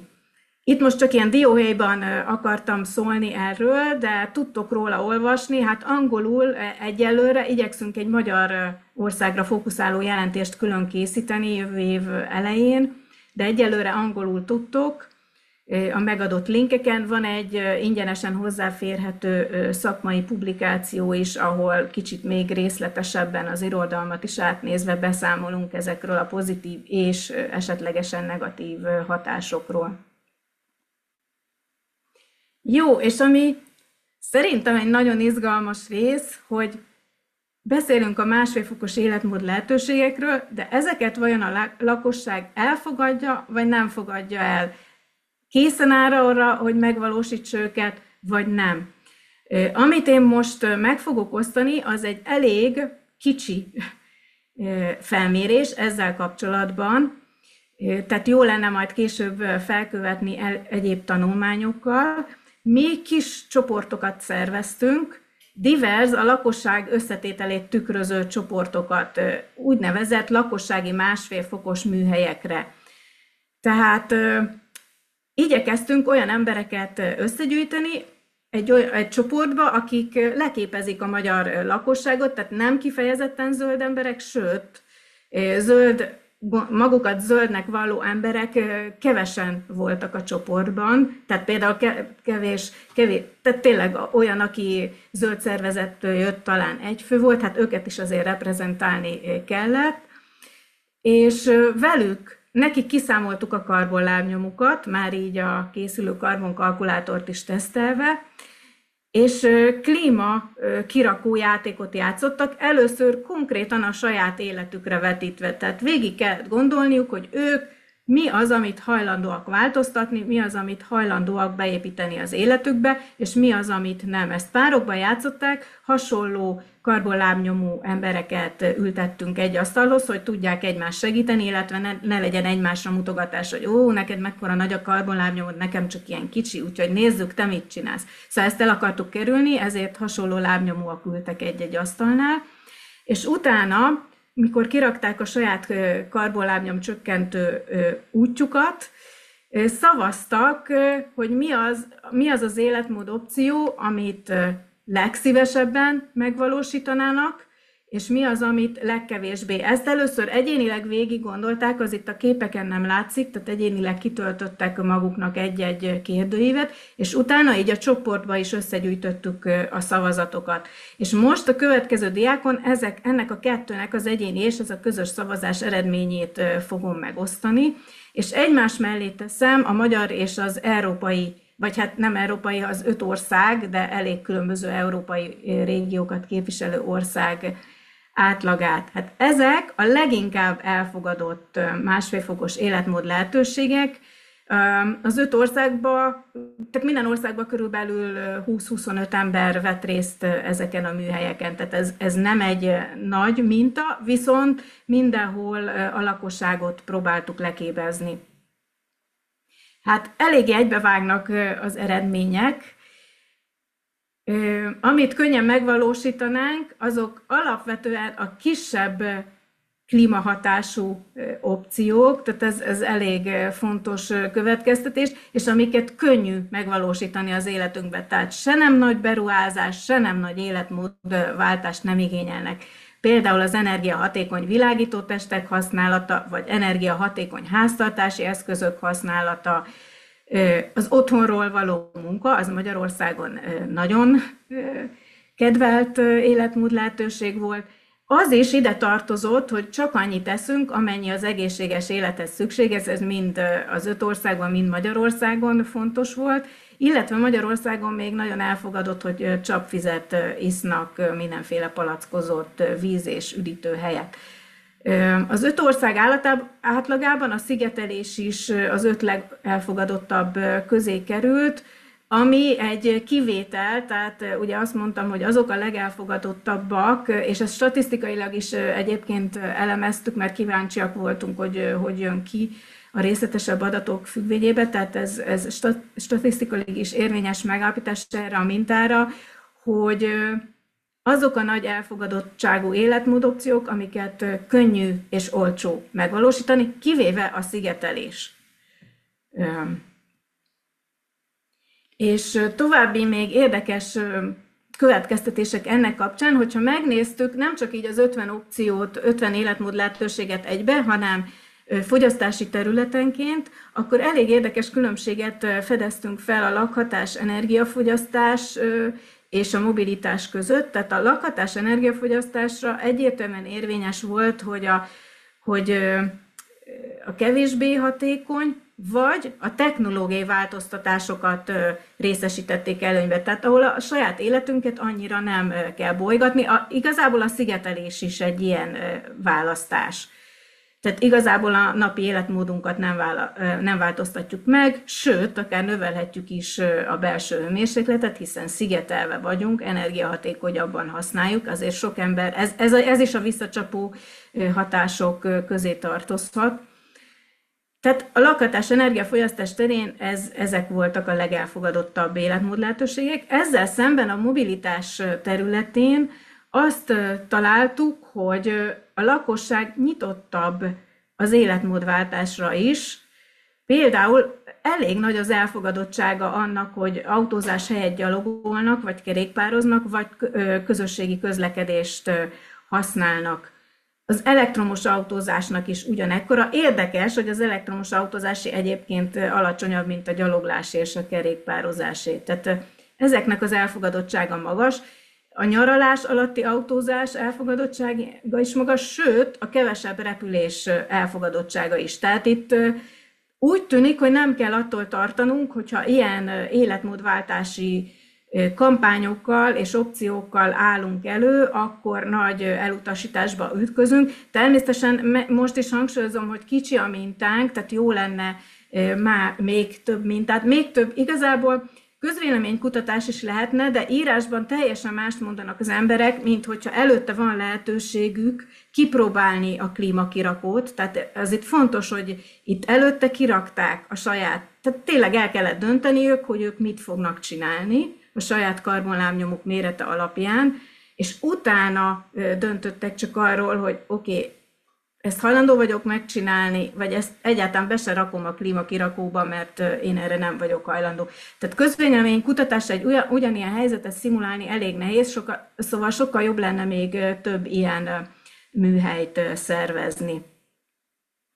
Na és mik a legkevésbé elfogadott életmód lehetőségek? Hát itt sok a pirossal azt, vagy hát ilyen narancsos-piros, azt emeltem ki, amiknek nagy a karbonlábnyom csökkentő hatása, és hát itt több minden kiugrik, nagyon alacsony az elfogadottsága a közösen bérelt, ezt elírtam, elnézést, közösen bérelt lakásba költözésnek, és ha már itt az osztozásról beszélek, akkor érdemes azt is kiemelni, hogy a háztartási gép megosztásnak is nagyon alacsony az elfogadottsága. A kisebb lakásba költözésnek ugyanígy, tehát hogy oké, nem osztunk meg, de kisebb egyfőre jutó lakóterületet választunk, elköltözünk kisebb házban, ha már túl nagy lesz, eleve nem építünk túl nagyot, ez is nagyon kevéssé elfogadott.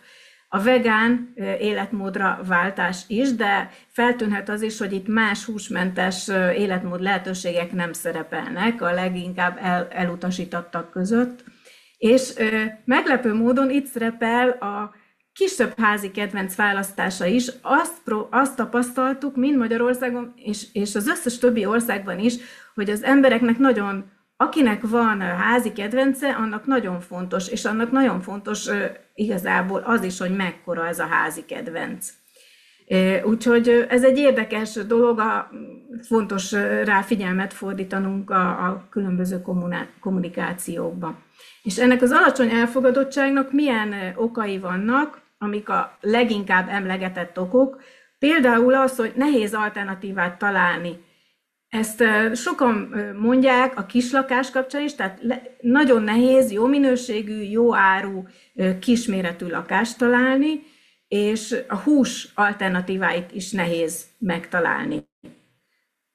Ha nem nehéz megtalálni, akkor valami drága vagy túl nagy befektetést jelent. Itt a bioélelmiszerek nagyon sokat emlegetett dolgok, vagy a vonatozás például repülés helyett, illetve az energetikai felújításnak az ára is sokak számára elfogadottságot és megvalósítást akadályozó tényező. Amit már említettem az elején, nagyon sokan mondják azt, hogy hát nem ezzel azonosítjuk a jó élet fogalmát, tehát a másodfokos életmód különböző életmód változataival, és nem sokan csinálják még, ezért különcnek érezzük magunkat, mindig magyarázkodni kell, nehéz alternatívát találni, tehát nehéz megvalósítani. Nincs megfelelő szabályozás, ami vagy támogatna, vagy elrettentene minket. Például a gyakori repülést nem akadályozza vagy bünteti semmi, sőt, ezt jutalmazzák a repülőtársaságok különböző pontgyűjtési lehetőségekkel. Ez ugyanúgy egyébként jellemző a több vásárlásra is, vagy magasabb befektetésre, bankba történő befektetésre, és ilyesmire. Tehát ez egy nagyon, nagyon fontos szempont, amit a különböző szakpolitikáknak és egyéb változtatásra törekvő programoknak figyelembe kell vennie. Mind a jutalmazást, mind a büntetést. És sokat emlegetett tényező a bizalmatlanság is. Hát ez feljött elég sokat a bio és különböző ökocímkép kapcsán, nem csak az élelmiszerekre, hanem például a környezetbarát minősítésű gépekre, és feljön nagyon sokaknál az elektromos autó kapcsán is. Egyébként Magyarországon különösen, mondjuk nem csoda, mert az akkumulátorgyárakkal kapcsolatban rengeteg probléma van, nagyon sok van Magyarországon, a lakosság nagy része érintett, tehát ezeket nagyon fontos figyelembe venni. És ugye, amit már utaltam rá, hogy fontos ezeknek az elfogadottságot akadályozó tényezőknek a tudatában lennünk, mert hogyha kampányokat szervezünk, képzéseket szervezünk, népszerűsíteni próbáljuk ezeket az életmód opciókat, akkor fontos kitérni arra, hogy tudjuk ezeket legyőzni, vagy fontos bevonni például az úttörőket, az életmód úttörőit, hogy osszák meg a pozitív tapasztalataikat is. Megváltoztatható-e ez az alacsony elfogadottság vagy elutasítás? Ugye az előbb említett másodfokos műhelybe, miután szavaztak az emberek arról, hogy mi a legkevésbé preferált és leginkább preferált életmód opció, mi kiválasztottuk azt a 8-at, amit legkevesebben kedveltek, tehát a legkevésbé elfogadott életmód lehetőségeket, és kiscsoportos beszélgetések során átbeszéltük, hogy oké, ezt nem szeretné a csoport, de mind kellene változtatni, hogy ez mégis esetleg elfogadhatóvá váljon számukra. Meglepő módon egyébként nagyon sok elfogadás segítő tényezőt megfogalmaztak ők maguk, amik, hogyha megvalósulnának, azt állították, hogy akkor kikerülne az elutasított életmód lehetőségek közül az a bizonyos lehetőség. Hát ami a legkevésbé preferált ilyen életmód lehetőség volt, az például a háztartási gépek megosztása. Ezen kicsit meglepődtünk, azt gondoltuk, hogy ez talán nem olyan nagy dolog, még Magyarországon se, de abszolút elutasítást tapasztaltunk. Amik a hátráltató tényezők itt specifikusan, hogy nem vigyáznak az emberek az eszközökre, rossz tapasztalatuk volt a megosztással, szeretik a kényelmet, nem szeretik, hogyha át kell menni a szomszédba, vagy a kölcsönzőbe, vagy bárhová azért, hogy hozzáférjenek ahhoz a bizonyos eszközhöz. Viszont, ami segíteni őket, ha már eleve így lennének tervezve az eszközök, Például a mélyhűtőláda példa erre, hogyha már zárható rekeszei lennének, akkor társasházban lakók abszolút belemennének, hogy ezt megoszták. Nekik nem kell egy saját, ha közös lenne, lehetne a pincébe, vagy közös tárolóba, vagy bárhol, akkor hajlandóak lennének megosztani. Ezt más eszközökre is említették egyébként, hogyha megosztásra tervezett valami, jobban bírja a gyűrődést, könnyen lehet beállításokat elmenteni rajta, ilyesmi, akkor ők szívesen megosztanák. Vagy, hogyha van egy eszközmenedzser, ezt mi neveztük el így, van egy ember, akiben megbízik a közösség, és rá van bízva a megosztott eszköz kezelése, ilyen lehet társasházban közös képviselő, vagy lehet, említettek valakik papot, hogy az ő közösségükben, ő falujukban egy papnál vannak a megosztott eszközök, tehát hogyha van egy megbízható ember. Vagy, hogyha hangsúlyozva van a szolidaritás, ez egy nagyon érdekes dolog, mert itt teljesen más síkra terelődött a beszélgetés, de azt állították, hogy ők tudják, hogy ezzel ők azt segítik, hogy egyenlőbb legyen a társadalom, hogy mindenkinek jusson ilyen eszköz, akkor ők sokkal inkább hajlandóak megosztani. Aztán áttérek egy következő területre, nem fogom az összeset átnézni. Ez itt a lakó terület megosztása, ami már egy nagyobb megosztást jelent, vagy co-housing lehetőségek, megoldások elfogadása. Hát ami hátráltatja őket leginkább, hogy mindenkinek más a napi rutinja, más a tisztaság és rendigény, vagy igazságtalan a feladatmegosztás, ha már esetleg próbáltak ilyet. Társasházakban például a közös takarításnál szokott ez probléma lenni, viszont elég sok megosztást támogató dolgot felsoroltak, például lehetne népszerűsíteni, hogy így alacsonyabb lesz a rezsi, így a közösség, a lakóközösségnek lehetnek extra jóléti szolgáltatása is, például szauna, amit egyenként nem engedhetnének meg, de így már lehetőség lenne rá, és hogyha biztosítva van abszolút a magánszféra, akkor sokkal könnyebb a megosztás, és itt is feljött a szolidaritás szempont, hogyha szükséges menekültekkel, vagy háború, vagy egyéb nélkülözést eredményező időszakokban, vagy helyzetekben sokkal inkább hajlandók a megosztásra. Ez teljesen érdekes, hogy ez az eszközök, meg a lakás esetében is feljött. És fontos erre figyelnünk nekünk, akik ezen a területen dolgoznak, hogy az emberek mennyire nyitottak erre. És amit gondoltam még, hogy behozok ide, az a vegánság, hogy tudnának a vegánság felé elmozdulni. Hát amit említettek hátráltató tényezőt, hogy sok hús van a közétkeztetésben, tehát nehéz hozzászokni, megismerni opciókat, a húsevés presztízs, és bizonytalanok a változás hatásával kapcsolatban, hogy ez jó lesz-e, nem lesz-e jó, drágább lesz-e, egészségesebb lesz-e, stb. Itt kiemeltem, hogy a pionírokat jó lenne bevonni, és összeültetni ezekkel az átlagos emberekkel, hogy megosszák a tapasztalatokat. Tehát nekünk is, akik itt dolgozunk, fontos, hogy használjuk ezeket. Mi segítené nekik a növényi alapúra átállást, hogyha fokozatos ez a lemondás, amit ugye hangsúlyoztam én is, hogy fokozatosan érdemes, akár kevesebb hús, vagy bizonyos húsok, bizonyos napokon, és akkor az egyre több felé haladunk. Hogyha lenne állami támogatás, például alacsonyabb lenne az adója a zöldségeknek, gyümölcsöknek, nem mint például most húsoknak van alacsonyabb adója. Hogyha a vegán presztízs lenne, ez egyébként a fiatalabb generációnál már megjelent, mert volt ott a másik csoportban, ahol a úttörőkkel beszélgettünk, ott volt egy anyuka, akitől megkérdezték a többiek, hogy jó, hát neki sok gyereke van, vegánok, mi lesz, hogyha a gyerekek felnőnek. És akkor ő mesélt, hogy az egyik fia már pont egyetemista, tehát kirepülő félben van, és beszélgettek erről konkrétan, hogy mi lesz, akkor most feladja a vegánságot, és azt mondta a fiú, hogy tehogy adom fel, ez abszolút előny nekem a randizásban, hiszen mindenki hirtelen kíváncsi lesz, hogy én miért vagyok vegán, jól lehet beszélgetni, a lányokat amúgy is jobban érdekli. Hát ez abszolút az ő sztereotípiája, lehet, hogy ez egyébként így van, de szóval a fiatalabb generációban ez megjelenik, mint presztízs. És amit még említettek, hogy oktatás, informálás nagyon fontos lenne, ezek között a receptek is szerepelnek, illetve hogy milyen élelmiszer alternatívák vannak, zöldség alternatívák, amik például a fehérjét helyettesítik.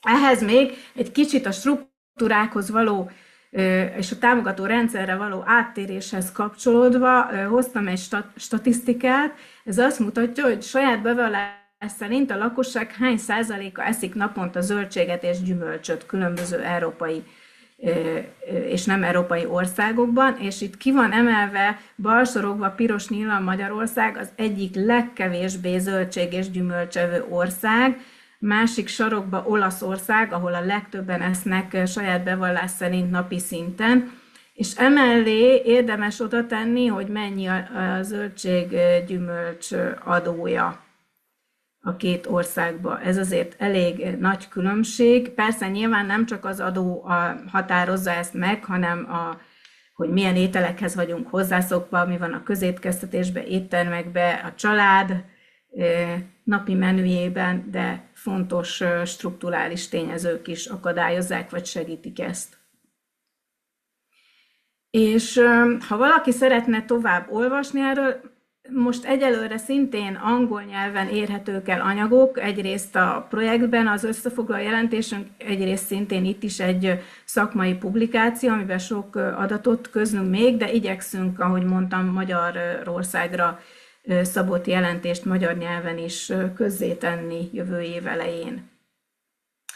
És akkor kicsit áttérek a struktúrákra, és a felelősségre. Erről nem fogok nagyon részletesen beszélni, de nagyon fontosnak tartjuk hangsúlyozni, hogy ugye nem csak a lakosság felelős a 1,5 fokos életmód megvalósításáért, hanem erőforrástól, befolyástól, képességtől, tudástól, infrastruktúrától függően mindenféle szereplő. Tehát itt most én igyekeztem felsorolni mindenkit, de tényleg mindenkinek van felelőssége, és a lakosságnak is nem csak a saját otthonában egyébként, hanem munkán keresztül, vagy akár munkahely választása, mert ugye szerintem az eddigiekből elég egyértelművé vált, hogy milyen területeken való munka segítheti, illetve akár munkába termelő cégeknél is hogyan lehet segíteni a 1,5 fokos életmódot, vagy önkormányzatoknál, civil szervezeteknél pedig egyértelmű. És a lakosságnak is ugye, hogyha abba a 3 tonnába is bele szeretnénk szólni, nem csak az 5-be, akkor ezt aktívan tudjuk tenni, szavazással, azzal, hogy részt veszünk a döntéshozatalba, különböző közmeghallgatásokon, klímatanácsokon, akár online hozzászólást segítő különböző fórumokon, vagy önkénteskedünk, és ezzel támogatjuk a 1,5 fokos életmódot segítő szervezeteket, vagy mi magunk indítunk valamilyen állampolgári kezdeményezést, akár pedibusz, bicibusz, egyéb közösségi élelmiszerrendszer, kosárrendszer, tehát nagyon sokféle lehetőségünk van nekünk is, hogy így is aztán nyomást gyakoroljunk a politikára, szakpolitikára, társadalomra különböző szinten, mert ez a kettős dolog, hogy most ki a felelős, a döntéshozók és gyártók, ipar, vagy a háztartások, ez egy hamis dualizmus, mindenki felelős azért, hogy megváltozzanak a normák, elvárások, hogy inspiráció legyen, hogy a közösség pozitív nyomást alakítson ki ezen a téren. Tehát tényleg rengeteg, mind a két oldalra szükség van ahhoz, hogy a 1,5 fokos társadalmat fel tudjuk építeni, és ahogy ezt mondtam, tényleg rengeteg formája van egyéni szinten is. Ezt sokan el szokták felejteni, hogy ez nem csak azt jelenti, hogy akkor most szervezek egy közösségi energia programot, vagy egy dobozrendszert, hanem azzal is, ha már beszélek róla, ha kimegyek tüntetésekre, hogyha van napcsigám, azzal járom az országot, vagy szigetelek, tehát ez is az energiaállampolgárság formája, vagy részt veszek különböző tanácsokon. Tehát, vagy akár, mint a jobb oldalon a középső mutatja, megnyitom a lakásomat, ami már energiatudatos, karbontudatos, energiahatékony, és megmutatom másoknak, hogy működik, hogy így kapjanak inspirációt, így csökkenjen a bizalmatlanságuk. Jó, és a mobilitás kapcsán biztatásként is, mert ugye nagyon sokszor azt érezzük, hogy ez a másfélfokos mobilitás még nagyon messze van tőlünk, hogy fogjuk ezt elérni, amikor kimegyünk az utcára, teljesen teli az autópálya, éjszaka is autókkal, hogy fog ez megváltozni. Rengeteg dolog történik már most is. Magyarországon mi is meglepődtünk, hogy például mennyi pedibusz, bicibusz, teherbicikli megosztó kezdeményezést találunk, és ezt nem is csak állampolgárok, a lakosság szervezi, hanem nagyon sok helyen az önkormányzat abszolút támogatja. Gödöllőn például az önkormányzat fogja össze, és abba lehet a lakosságnak bekapcsolódni. Máshol Bajon a bicibuszt a lakosság szervezi, de az önkormányzat támogatja, tehát tényleg többféle módon is lehetséges az együttműködés. Közösség alapú autó megosztásra mi kevesebb példát ismerünk, itt nem az autó megosztó cégekre gondolok, az Oscar egy ilyen, de mi arra is gondolnánk, hogy családok, utcák közössége összefog, és közösen használ 15-20 helyett 4-5 autót. Erre Angliából, Németországból tudunk példát, Magyarországról nem annyira, úgyhogy ha tudtok, akkor szóljatok, mert ez abszolút lehetőség lenne számunkra. Vannak lobby bolykott kampányok is, Magyarországon sokan ismertek szerintem a Bringáz a munkába kampányt, ami nagyon sikeres, de van európai kampány az éjszakai vonatokért, azt ajánlom mindenkinek, hogy nézze meg. Itt még éjszakai pizsamapartit is szoktak szervezni. Tehát ilyen vicces elemei is vannak. Aztán ugye van a mobilitás területen is részt lehet venni állampolgári gyűléseken. Például most láttam, hogy Budapest elfogadta, hogy lesz gyalogos stratégiája, úgyhogy aki budapesti, figyelje, hogy tud esetleg majd ebbe beleszólni. Vagy nemrég volt szintén Budapestnek az agglomerációs közlekedésre vonatkozó tehát nem gyűlése, de online lehetett véleményt nyilvánítani. Tehát vannak lehetőségek, csak ki kell nyitni a szemünket és utána járni. Aztán vannak munkai kezdeményezések, ezek mind magyarországi példák, tehát Magyarországon is megtalálható példák. Például van olyan önkormányzat, ha jól emlékszem, az óbudai, aki anyagilag jutalmazza a biciklivel munkába járást, sőt, munkai bicikliparkot biztosít. Tehát akinek nincs biciklije, mert ez sem egy olcsó dolog, annak ők adnak, és akkor munkahelyi biciklit kap munkahelyi autó helyett. Aztán autómegosztó rendszert alakítanak ki dolgozókra, innen van vállalati és nagy és kisvállalati példánk is, akik azt is elérték, hogy a dolgozók a saját autójukat nem használják, vagy akár el is adták, mert nincs rá szükségük. Magáncélra is megengedik a céges autópark használatát. Aztán az infrastruktúra megmentése és kialakítása, itt több önkormányzat vagy közösség is ismereteink szerint létrehozott helyi buszt, akár kis busszal, iskolások, idősek, rászorulók támogatására, és egy nagyon érdekes, ami egy francia példa, ahol közösségi tulajdonú vasútat szerettek volna létrehozni. Ez első körben nem sikerült, mert akkora lett az érdeklődés rá, hogy szegényeknek a menedzsmenttel, tehát így pár hónap alatt több mint 10 000 ember beszállt egy szövetkezetbe, amivel vasutakat akartak megmenteni. De egy nagyon jó példa, érdemes elolvasni, biztos, hogy nem fogják feladni, csak most egy kicsit nehézségekbe ütköztek. Tehát közösségi tulajdonú vasút is lehetséges.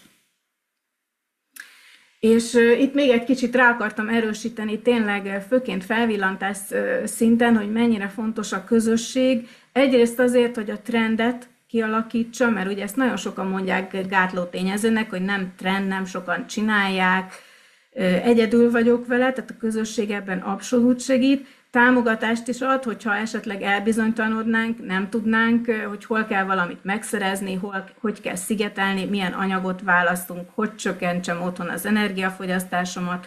Tehát támogatást, tudást és a hiányzó infrastruktúrát is ki tudja alakítani, például, ahogy láttuk itt a autómegosztás, vagy pedibusz, bicibusz, helyi élelmiszerrendszerek, hogy ha nem található meg a piacon, vagy nincs a szupermarketben, vagy nincs esetleg piac, akkor a közösség létrehozza. És párat összeírtam így Magyarországon, a mobilitással kezdve, hogy mik lehetségesek, ebből a legtöbbet már említettünk is, talán a kargonómiát nem, ez egy teherbiciklis közösségi kezdeményezés, akik egyébként a helyi élelmiszerek elosztását is segítik a teherbicikli hálózat következtében, tehát ez egyben két fogyasztás vagy életmód területre is fókuszálnak.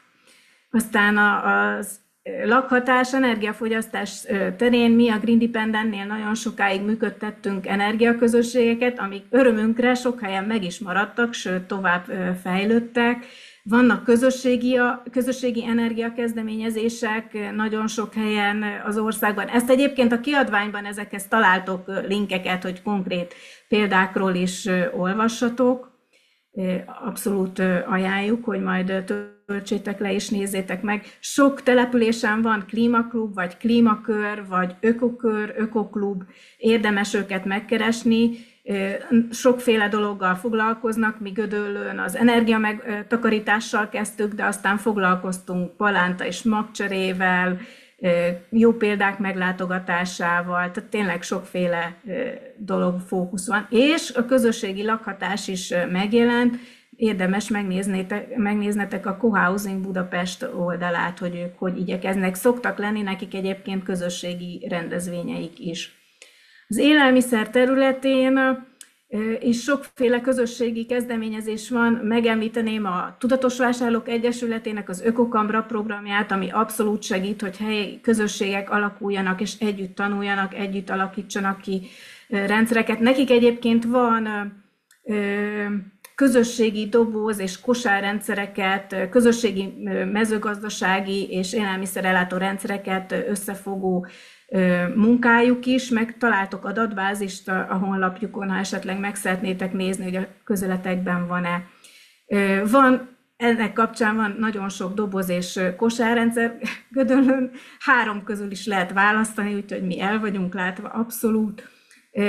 Akkor a megosztás, élelmiszermentés és megosztás, a Food Sharing Budapest oldalát, ez egy zuglói közösség, akik egy dobozt alakítottak ki, ahova be lehet tenni a megmaradt és felesleges élelmiszert, vagy a maradékmentés kapcsán érdemes megnézni a Bike Mafia oldalát, hogy ők ezt hogy kötik össze a rászorulók támogatásával. Tehát nagyon sok jó kezdeményezés van.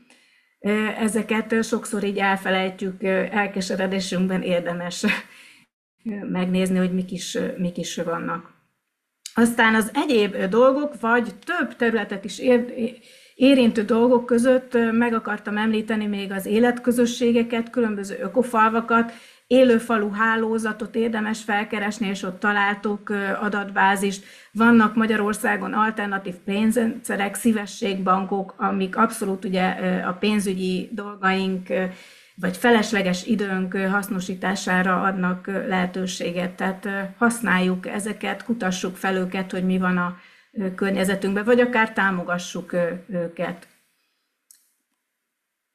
És akkor most befejezném ezt a sok beszédet, remélem hallottatok sok érdekes információt, és kicsit átadnánk nektek a terepet a kérdésekre. Kristófnak megszakítom a megosztást, Kristófnak átadom a szót, hogy a kérdésekkel kapcsolatban adjon iránymutatást. Sziasztok! Összeírtam itt jó pár kérdést, amit itt a chatben menet közben itt felvetettetek. Jó pár, hogy érkezett tőletek is válasz, meg próbáltunk is válaszolgatni. Csak egy párat akkor kiemelnék, ami itt menet közben felmerült, és esetleg általánosan érdekes lehet. Valaki kérdezte, hogy vizsgáltuk-e, hogy közismert, hogy az élelmiszereknek 30-80%-a kevesebb a beltartalma, és hogy esetleg emiatt többet is eszünk, és hogy ez beleszámít-e, vagy ezt figyelembe vesztük-e esetleg a dologra, a karbonlábnyom számításnál, meg az étkezésnél, hogy ugye csökkent élelmiszer beltartalom miatt többet eszünk.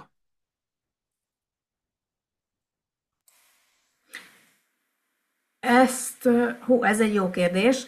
Ezt szerintem nem vettük figyelembe, de a modellezést nem mi csináltuk, hanem egy holland egyetem kollégái, a Leideni Egyetem kollégái, úgyhogy ha ezt majd megpróbálom Ezt tudom, hogy ez tény, hogy kevesebb a beltartalmuk, és egyébként a bioélelmiszereknek és a szezonálisok emiatt is jobb választás, mert ott kevésbé kevesebb, és lehet, hogy ezért teszünk többet, de szerintem ez nem jelenik így meg a modellezésbe, de szívesen utána járok, és majd megnézem, hogy ki tette fel ezt a kérdést, és akkor igyekszem válaszolni, mert ugye megvan az e-mail címetek a jelentkezés kapcsán.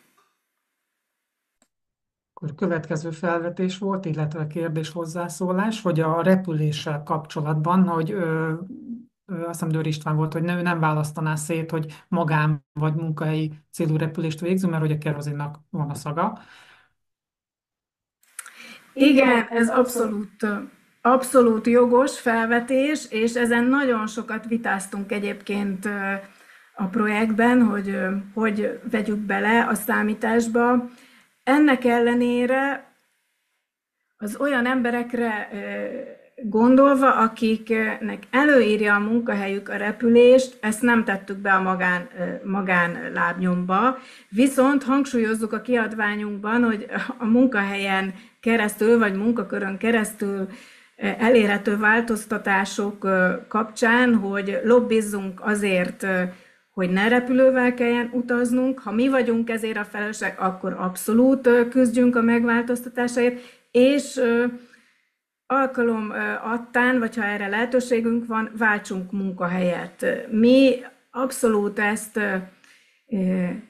sugalmazzuk, illetve motiváljuk, de tisztában vagyunk azzal, hogy nem mindenki teheti meg az életi bármely pontján, hogy ezt a változást elérje, úgyhogy itt türelmet szavaztunk meg, és azért tényleg felesek a munkahelyek, költsenek erre, adjanak erre munkaidőt, tegyék ezt be a stratégiájukba. Egyébként az Európai Unió is az ilyen pályázatoknál írja elő, hogy nem szabad repülni, ezt nem írják egyelőre elő. A mi konzorciumunk ezt saját maga vállalta, sőt, volt olyan projektálkozó, amit áthelyeztünk utolsó percben, hogy ne kelljen a konzorcium sok tagjának repülnie, mert nagyon kevéssé megközelíthető helyen lett volna. Tehát mi sokat teszünk ezért, de van mit tenni itt a döntéshozóknak is.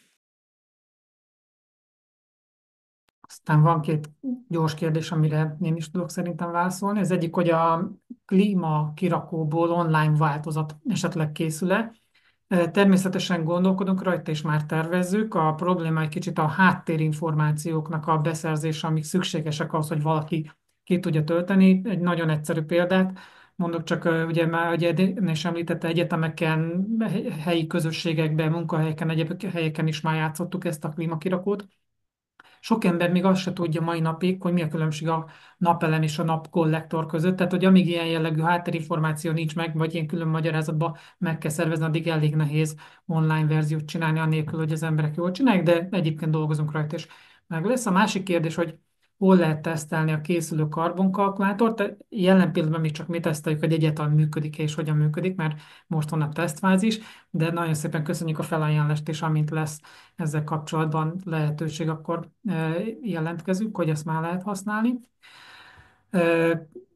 András kérdezte Tatabányáról, hogy ugye kipróbálta ezt a myclimate.org-os felületen is, hogy a turista osztályon 1,3 tonna egy Budapest-New York út első osztály business classon pedig 6,4, hogy miért van ez a nagy különbség. Itt a chatben már elég sok válasz felmerült rá, illetve válasz érkezett. Nem tudom, hogy András, ez így rendben van-e, hogyha nem, akkor természetesen majd visszatérünk még erre. Ez Baranyák Zoli írta be, hogy elektromos autóknál külön csoportként kellene kezelni a luxus elektromos autókat, mint nem elfogadható alternatívát. Hát én nem tudom, hogy ez akarsz-e valamit hozzáfűzni. Az autóknál általában külön csoportba kezeljük a luxus autókat, hát mi a városi terepjárónak tituláltuk őket, és erre van egy külön életmód lehetőség. Ez a mobilitásnál megjelenik, hogy városi terepjárómat kisebb autóra cserélem, de ez igazából egy nagyon fontos megjegyzés, és szoktuk hangsúlyozni, illetve szerintem írtuk is a kiadványban, hogy nagyon fontos a kisebb autó. Tehát ha elektromos autót mi csak akkor tartjuk megfelelő alternatívának, ha kicsi, és tényleg szükséglet szükségletet elégít ki. Tehát most, amit mondtam is, vagy utaltam rá, hogyha ugyanennyi autónk lesz, csak elektromos, az sem megoldás, és igen, a luxus autó sem megoldás. Franciaországban már terveznek olyan intézkedést, hogy nem mehetnek be a városok központjába a városi terepjárók, ezt abszolút támogatnánk itthon is, szóval ha van ilyen város, akkor, meg ez önkormányzati szinten például jó intézkedés lehet. De abszolút igaz, a luxus autózás meg kell szüntetni, akkor is, ha elektromos. És akkor az utolsó olyan jellegű kérdés, amit találtam, amilyen tartalmi jellegű, hogy tudunk-e valamilyen fejlesztést Magyarország ivóvízrendszer fejlesztéséért, ugye mert sok településen még nem iható a víz.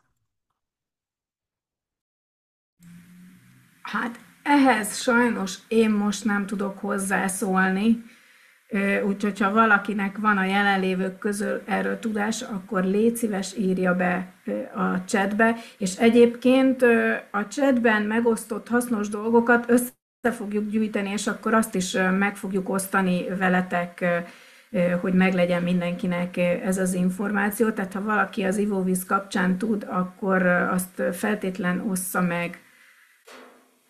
Én annyit hozzáfűznék, hogy az elmúlt 20-25 évben nagyon sok EU-s, mármint magyar kormány által is meghirdetett ilyen KEOP, meg nem tudom én milyen pályázat volt ivóvíz fejlesztésre, ivóvíz hálózatoknak a fejlesztésére, természetesen lehet ezekre önkormányzatoknak pályázni, amennyire én tudom, és természetesen ugye amiket mi elmondtunk itt, hogy ne így elpalackozott vizet, meg egyebeket, az értelemszerűen akkor oda azokra nem vonatkozik, vagy nekik az 50-ből nem azt az egy opciót kell akkor kiválasztani, hogy na jó, akkor én most nem csinálok semmit, már nem tudok nem palackozott vizet élni, hát akkor mindenki azt nézze meg, amire éppen módosítani, változtatni tud dolgot, de ugye az ország nagy részében van iható ivóvíz rendszer, tehát nekünk ezeken kell inkább elgondolkodni. Köszönöm, akkor mehetünk talán tovább. Edina megosztó.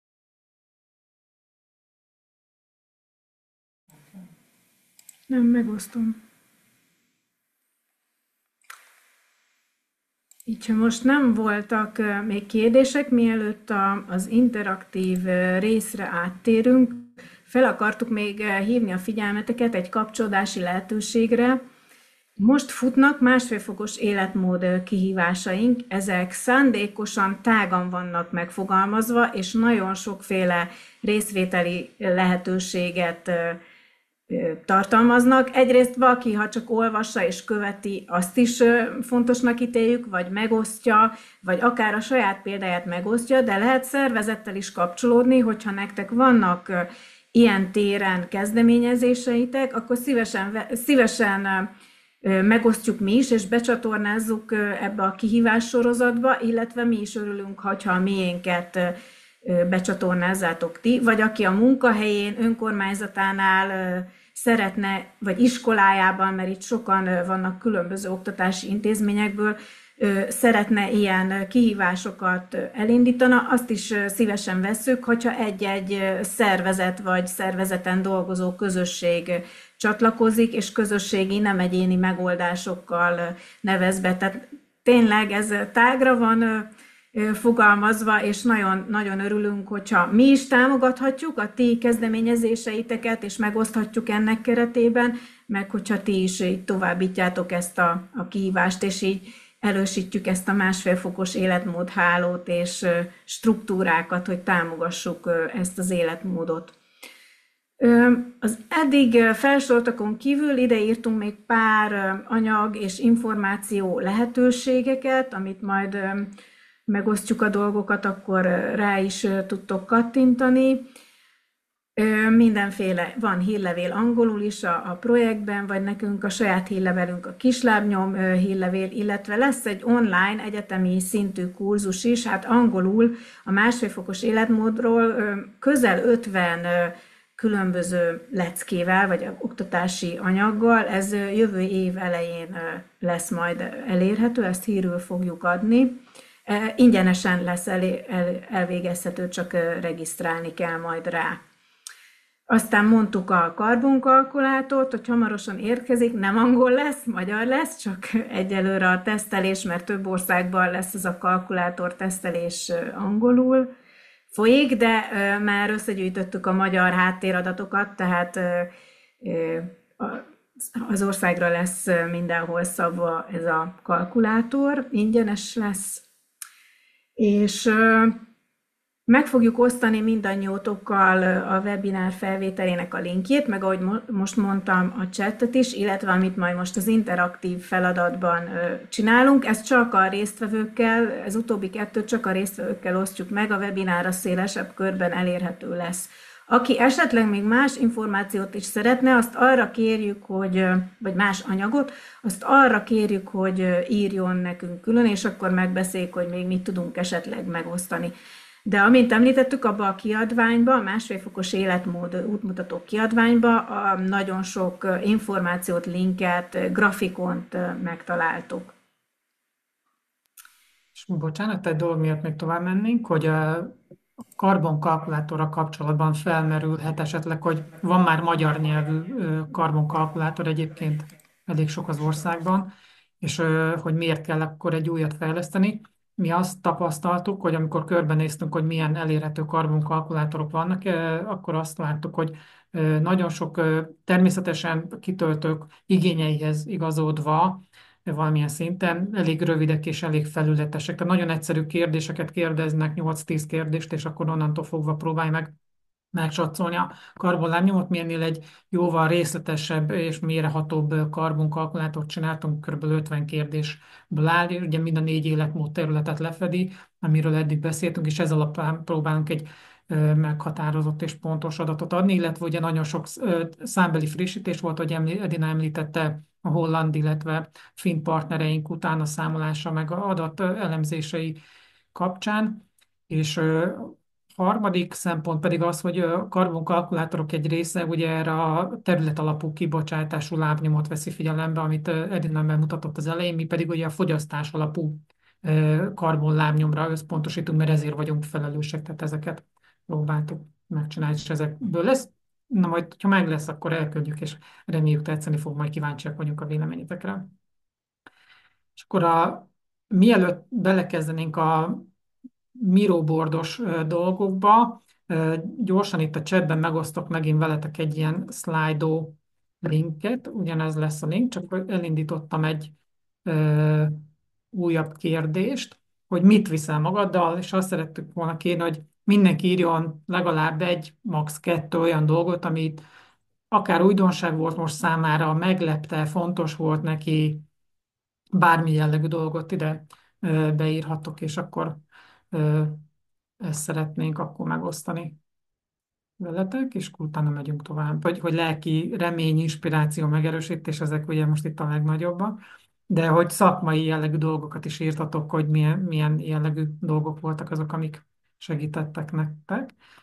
Nagyon szépen köszönöm, és akkor én visszatérek ide a diavetítésre, mert akkor jön ez a rész, hogy akkor kicsit dolgozzunk is, hogy akkor milyen struktúrákat tudunk akkor kialakítani együtt közösen, azért, hogy a lakosságnak, meg a háztartásoknak, meg a többieknek jó legyen. Tehát, ahogy említettük és kértük, hogy a Miro felületre regisztráljátok be, és akkor az lenne, 2 ilyen táblát fogtok látni, mindjárt bemutatom, hogy ez hogyan néz ki, hogy egyrészt kíváncsiak lennénk arra, hogy a mai előadás alapján is, meg a különböző eszközöket, amiket bemutattunk nektek így a másfél fokos projekt kapcsán, tehát itt az útmutatóra, Edina, ahogy említett az előbb a kihívásokat, ugye a karbonkalkulátor, kirakó bármivel kapcsolatban, amit elhangzott, hogy melyik az, amit ti esetleg tovább tudtok vinni, és szeretnétek esetleg későbbiekben valahogy használni. És a másik ehhez kapcsolódó kérdés, hogy ezt hogyan tudnátok megcsinálni. Én beírtam egy ilyen kis posztitot mindegyikre, amit szeretnétek, amit szeretnénk, hogy kitöltsetek, és akkor a második nagy táblára alatta pedig az van, hogy milyen jelenlegi olyan projekted, vagy neked is vannak, vagy nektek is vannak ilyen eszközeitek, kampányaitok, amikkel Edina is az előbb említett, amiket össze tudunk esetleg mi kötni, hogy közös erővel nagyobb hatást tudjunk esetleg elérni, és hogy akkor azok, amik ugyanezt a másfél fokos célokat szolgálják, akkor az lenne a kérdés, hogy akkor a chatben beírom ezt a Miro boardnak a linkjét. Ja, ezt megállítom a share-t. És gondolatokat összegeztük, és akkor igazából ez a zárszó, mi részünkről itt befejeznénk a mai webinárt. Nagyon szépen köszönjük, hogy jöttetek. A projekt kapcsán, projektlogó, meg egyebek is megvannak, meg honlapok, egyebek. Szóval köszönjük szépen, hogy ilyen sokan eljöttetek, teljesen meg vagyunk tisztelve, és jól érezzük magunkat, és hogyha van valami esetleg, akkor a chatbe, de most már tudtok egyébként hozzá is szólni, hogyha szeretnétek még esetleg ilyen zárszóként valamit hozzászólni, mielőtt mindenki elmegy ebédelni. Azt köszönjük szépen.